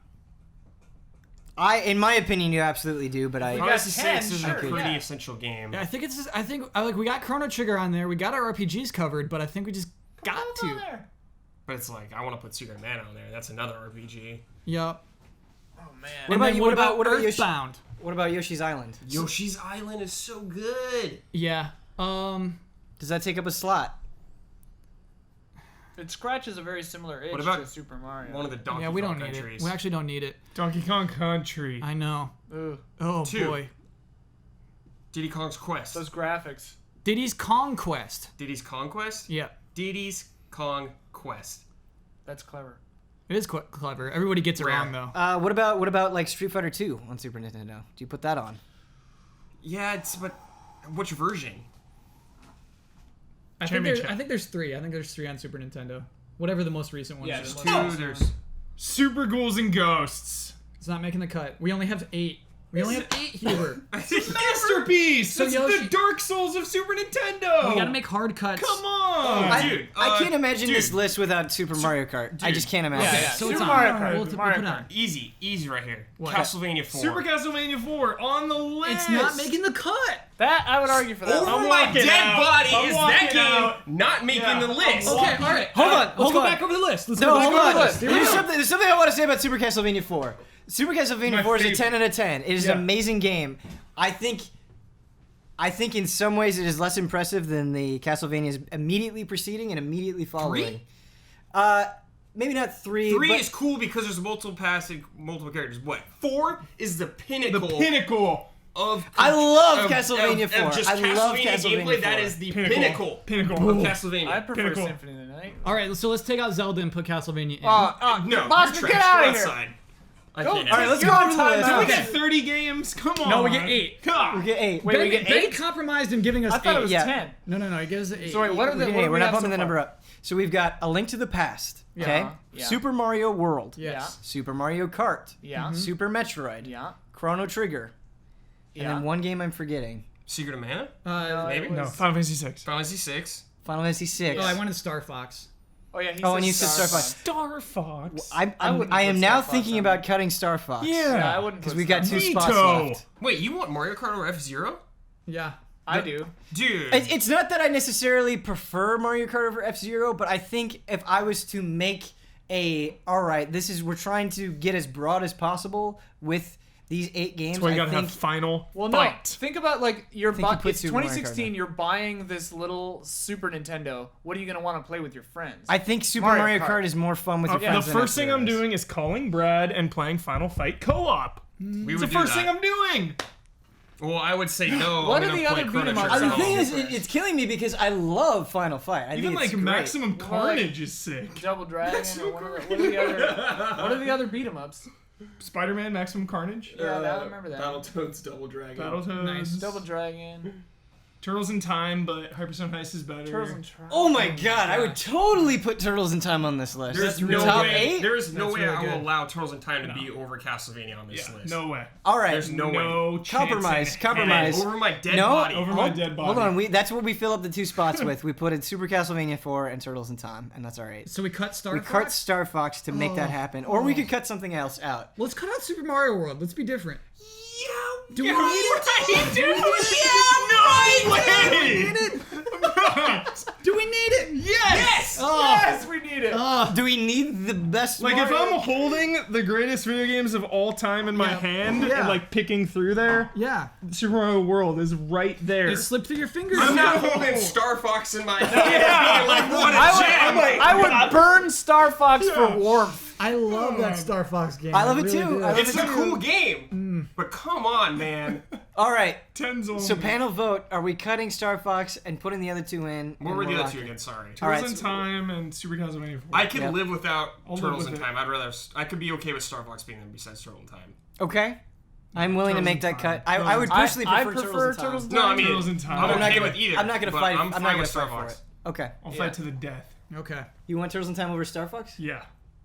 Gotta have a beat so 'em be it. up. So what are our We eight? gotta have a Give beat 'em you up one. on What are our the eight? Super What Nintendo. are our eight then? We A Link need to the it. Past, Super Mario World, Yep. Super Mario Kart, Final Fantasy VI, Yep. Chrono Trigger, Yeah.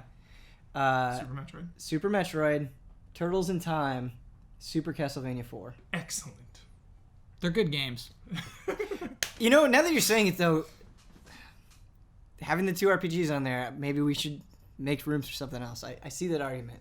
I would say this This is is a similar Frame thing with Trap. Castlevania and Super Metroid. This This is Frame Trap, We though. favor JRPGs here. True, yeah. That's All right. You want literally some of the best games of all time on this. It has in been this? written. If Nintendo does anything else, they're idiots. Yeah. Well, the nice thing is they Then have how like dare 30 you even probably. entertain that thought of getting rid of one of those? How dare you? Turn in your card right, your JRPG card right now. I am the false You're prophet. done. I want to see you cut it right now in front of us. Our next question. I told you passion. Think today. about the Genesis version of this now too.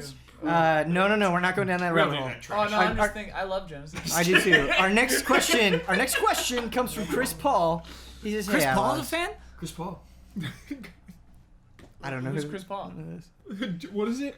Dropping buckets? Splashing buckets. Splashing buckets was the comment, yeah.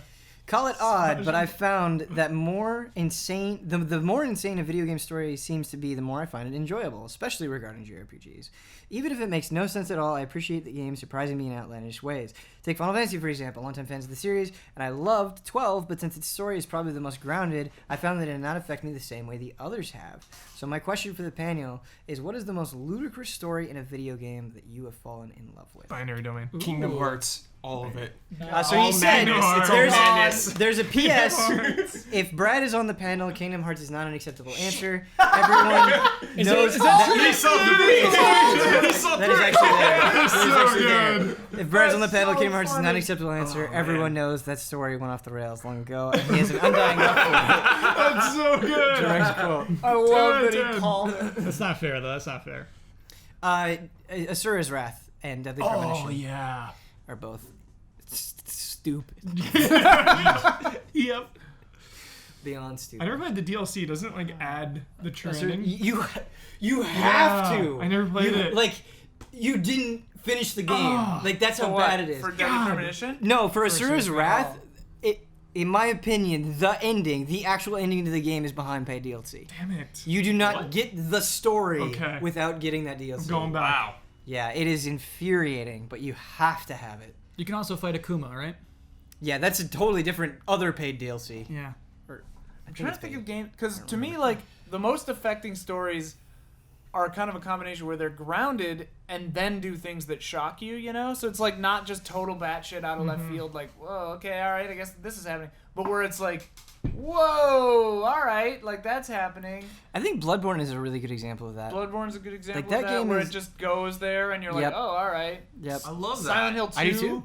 like it's grounded and like it takes the twist and you're like, oh, Shadow of the Colossus. I don't know if I would agree with Silent Hill 2 or Shadow of the Colossus. Like Like, they're very grounded. They're just twists. It's like Yeah. it's like Inverted Castle where like you didn't see that coming, but it's like totally fits for whatever reason. Like Why would the castle be upside down? It doesn't make no, I sense know at it doesn't all. make any sense, but it's just like whoa, you know? Why would it be upside Something that always gets me Why? 'Cause in it's sweet. Shaft's in- like, I'm gonna flip it. What? Why? it's for a video game. It's for a video game. It's like let's just add more game to it. It'll be fun. In an anime or a video game where a character who seems goofy, who just seems silly Oh, for the yeah. sake of it, actually has like a side to them, and they're putting on the front for everybody else's sake. That gets to me. And so I was thinking of Final Fantasy 13 just now. What's her name? Lightning? Neil. Vanille? Vanille. Yeah. That actually, like, I was like, oh, Vanille this whole time, she just does this to make other people happy. She's got feelings. And so, no, the really dumb character, really dumb writing, really dumb story Yep. still hits me. Another really recent example of this is actually Street Fighter V story. At the very end. 6 gigabytes. Yeah. Just finding out something about one of those characters and the way that was revealed, I was like almost at tears, which is ridiculous. Is it? Whoa. No. Don't you do that. Okay. Don't you do that. Okay. All I've got I know one. is Armika and Zangief tag team. I've got one. Freaking cool. Dragon's Dogma. Nice. That story starts out nice. starts out batshit bizarre, terrible, Yeah. weird. It keeps going weird Yeah. and weird and weird. And then like the stuff that happens at the end, you're just like, that's like inverted castle level twist to me. If I'm you- just like what? Yeah. If Like- you have not Oh experienced my god. Dragon's Dogma's true ending, like, you are not getting all out of life that you can. Which do you mean? Which part do you mean true ending? The I- whole. Just after you get the whole? dragon, or After you beat the dragon. yeah, okay, yeah. 'Cause And- that's the part I'm talking about, where it's just like, don't explain what happens, but I'm No. just like, I was just like, what is going is. on? It is such a potent, like, concentrated dose of insanity. Like, these other a lot of these other games that we're talking about, the insanity is like sprinkled here and there. Like, Dragon's Dogma takes a fucking gun to your head and just shoots it off, and you're like, no. Oh my God. Like, the tonal change. That game is Oh my so God. bananas. Yeah. That's a good one. Can I talk about a game that gets really weird at the ending and I hate it? Uh-oh. Okay. Bioshock Infinite. Sure. I hate that. Sure. That game. The second half of that game, I hate. Brad, I'm totally with you. That's First half is another cool. one of those games where the gameplay Too much shooting. destroys the game. Like Too if much that shooting. game Not even that. had no guns in it, I would be like, this game is amazing. Yeah. And even the crazy batshit story that happens, I would just be like, all right, sweet. We Happy Few is what Bioshock Infinite wishes. Dude, it I was. want to play that so badly. Sometimes I feel like Bioshock Infinite is trying to be clever for the sake of being clever, and it just feels so It was naked. because just trying to one. regain one. Yeah, it was Yeah. just trying to People do that. had an again. it just felt a little artificial. It was fun. still I still enjoyed it. 100%. It was just trying It's to be still a good one. game. But I respect- dude, what the hell? I respect 2 The DLC was cool. so much more now Yeah, it because it was. was like embracing the video game side of it. It's like, yo, you're Big Daddy now. Like, just go wreak carnage. Yeah, sure. You know, where Bioshock Infinite tried to capture the whole, like, we're gonna have some crazy twists and some deep emotional impact, and it was just like Bioshock 2. You know, you're just having fun. You're Big Daddy. Dual I mean, wielding. there are Super crazy intense twists. themes, of There are course. crazy twists in Bioshock super 2. intense themes, Dude, but if like, you...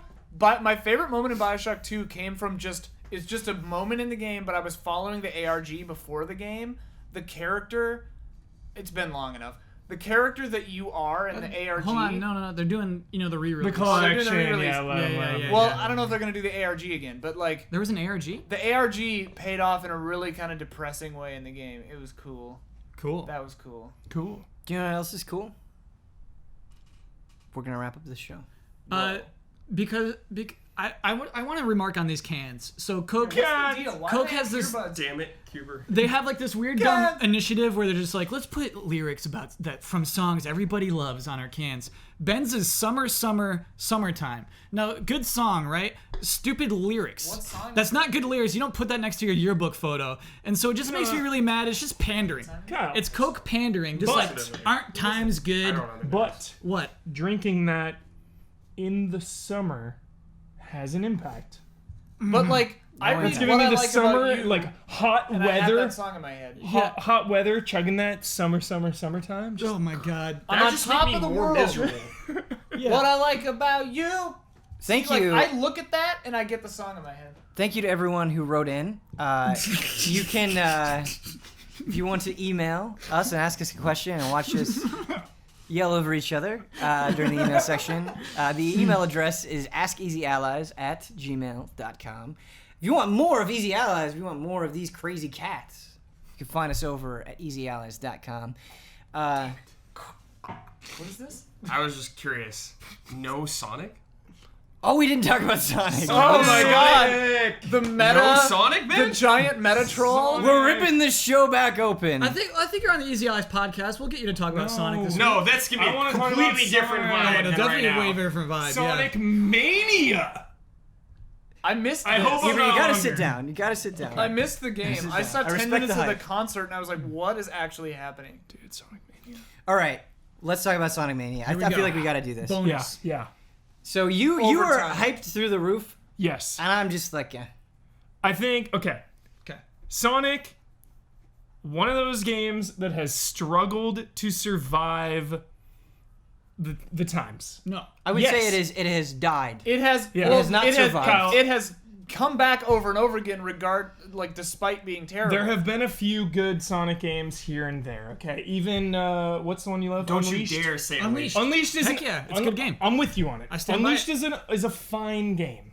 But Hub Worlds. from the glory days of Sonic 1, 2, and 3 Genesis, Stop that. What other Genesis games are still alive today? Name a Genesis game that is still alive today. Streets of Rage 2. It's not alive, Hubert. It is Aladdin? alive. Aladdin's not alive. Sonic, you said he's struggled to survive. He hasn't. He's living. Sonic Fantasy is Star. living. Okay. Fantasy He's basically Star- done Fantasy nothing Star's but still around. When you Nice. compare it to Mario, Nice.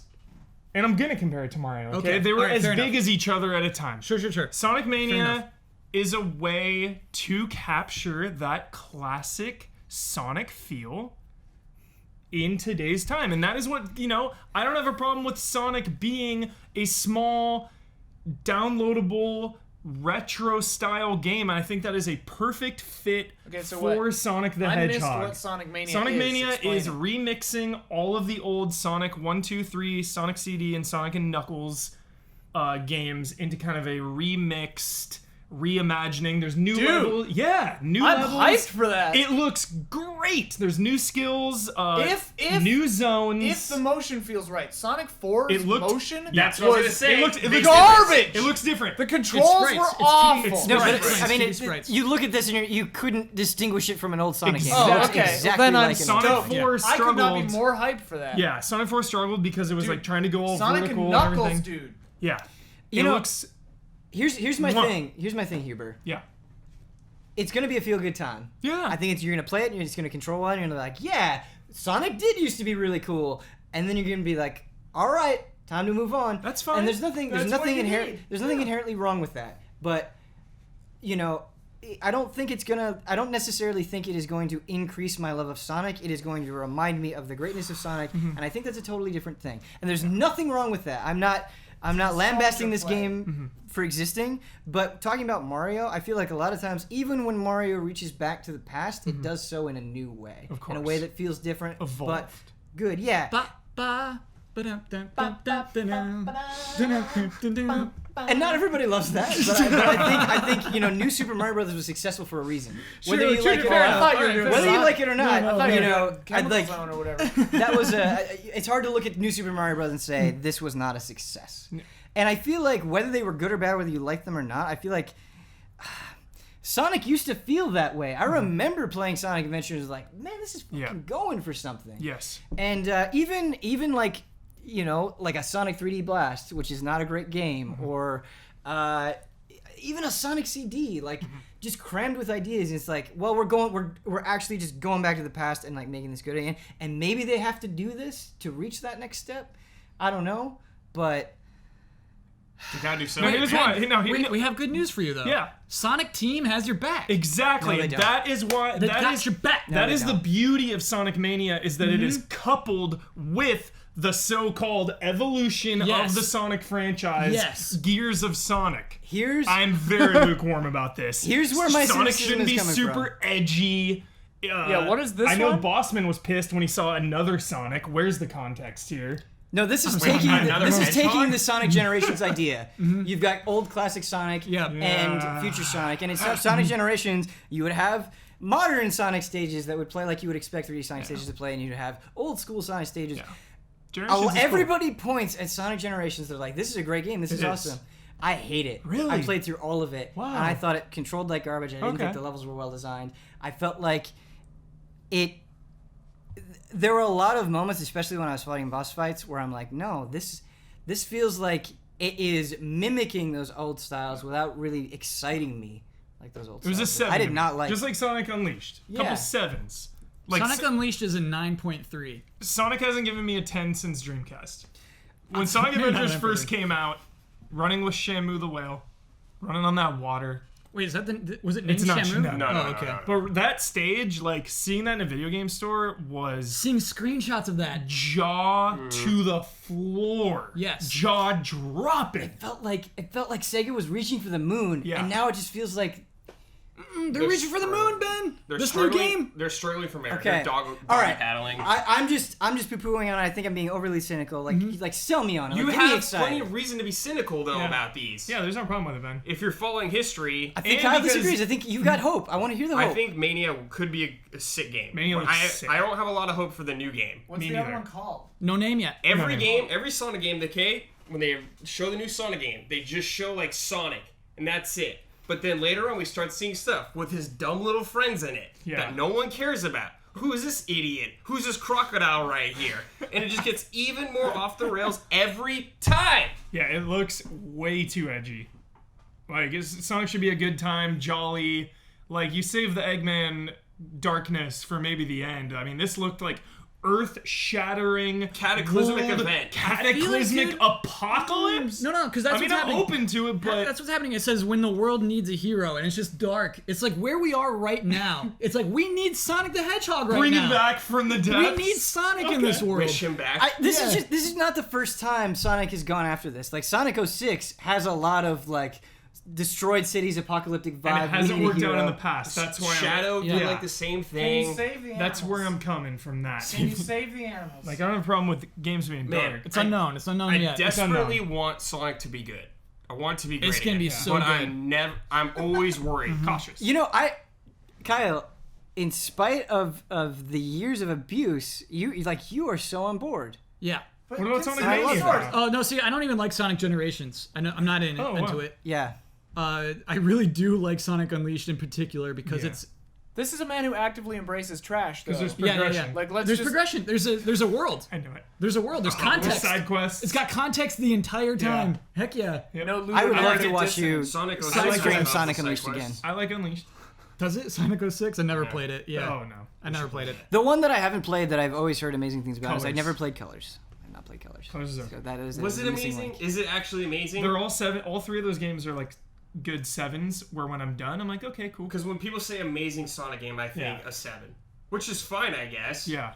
Like we're Sonic not, 2 is a 10. Sonic 2 is a 10. The old Sonics definitely are amazing. Yeah. Amazing games. Take us home, Ben. I'm falling apart over here. I just feel ambition. I feel ambition about this new Sonic Okay. game. I feel it. I will choose to believe in Yeah, I Boston's believe. reality then. follow you. Not a sequel. I'll follow you to A Valhalla. new experience. But wait, They you did didn't talk that. about Mania. 06 was the same thing. What's up? Are you stoked on Mania? No. Why? No, I'm not. You're not stoked on the sure thing. Why? It's not a sure thing. It looks great. If the controls are tight like Sonic Uh, 2, it's going to be a blast. Lead designer, I don't remember his name. It's like Chris Whitaker or something like that. It's a name that looks like that. He just worked on like ports to iOS. He used to do his own fan games, which I think is why they allowed him to do the ports on iOS. I don't know. It's honestly, it's going to be what Ben described. People will love it because it's. Wait, is it a mobile game or is it on like It's on PS4. No, it's at on- least. It's. Okay. I think And it's not. NX? I think it's not on mobile. Not on NX. No. Okay. I did not, I did is. not Yes. see Yeah, the other one. mobile logos in that trailer. Okay. Yeah. Cool. I don't know. It'll It's be gonna be fun. what it is. And to be honest, I don't even like Sonic 2 and 3 that much. I don't dig it. Which one do you like? Who are you? What is this? I like Sonic Unleashed. Oh my god. All right. You are a There- strange man. You're a very interesting person. Ron. Here's how we're gonna end the show. I want to do like a study. I want Here's like Berkeley to do a study on Kyle Lawson. Why does your brain work that way? during the What Sonic stream. What happened to you? We're doing a hard cut at the end of this. Okay. This is what we're gonna end on this Whoa. episode. I feel this has been a weird, wild, cut. wet episode of Frame Trap. So hopefully you enjoyed the long. ride. Yep. Yeah. They wanted it long. Yeah, you got This is it. what you get when it's long. So they on the Sonic stream they pulled the Sonic team out on stage and they did a Q&A with them and they asked, could we get a Metal Big the Cat? And they said, no, that would be overpowered. They're right. They know what they're doing, man. They're They know right. their fan base. They know that's the right answer. That's genius. Thank you for watching.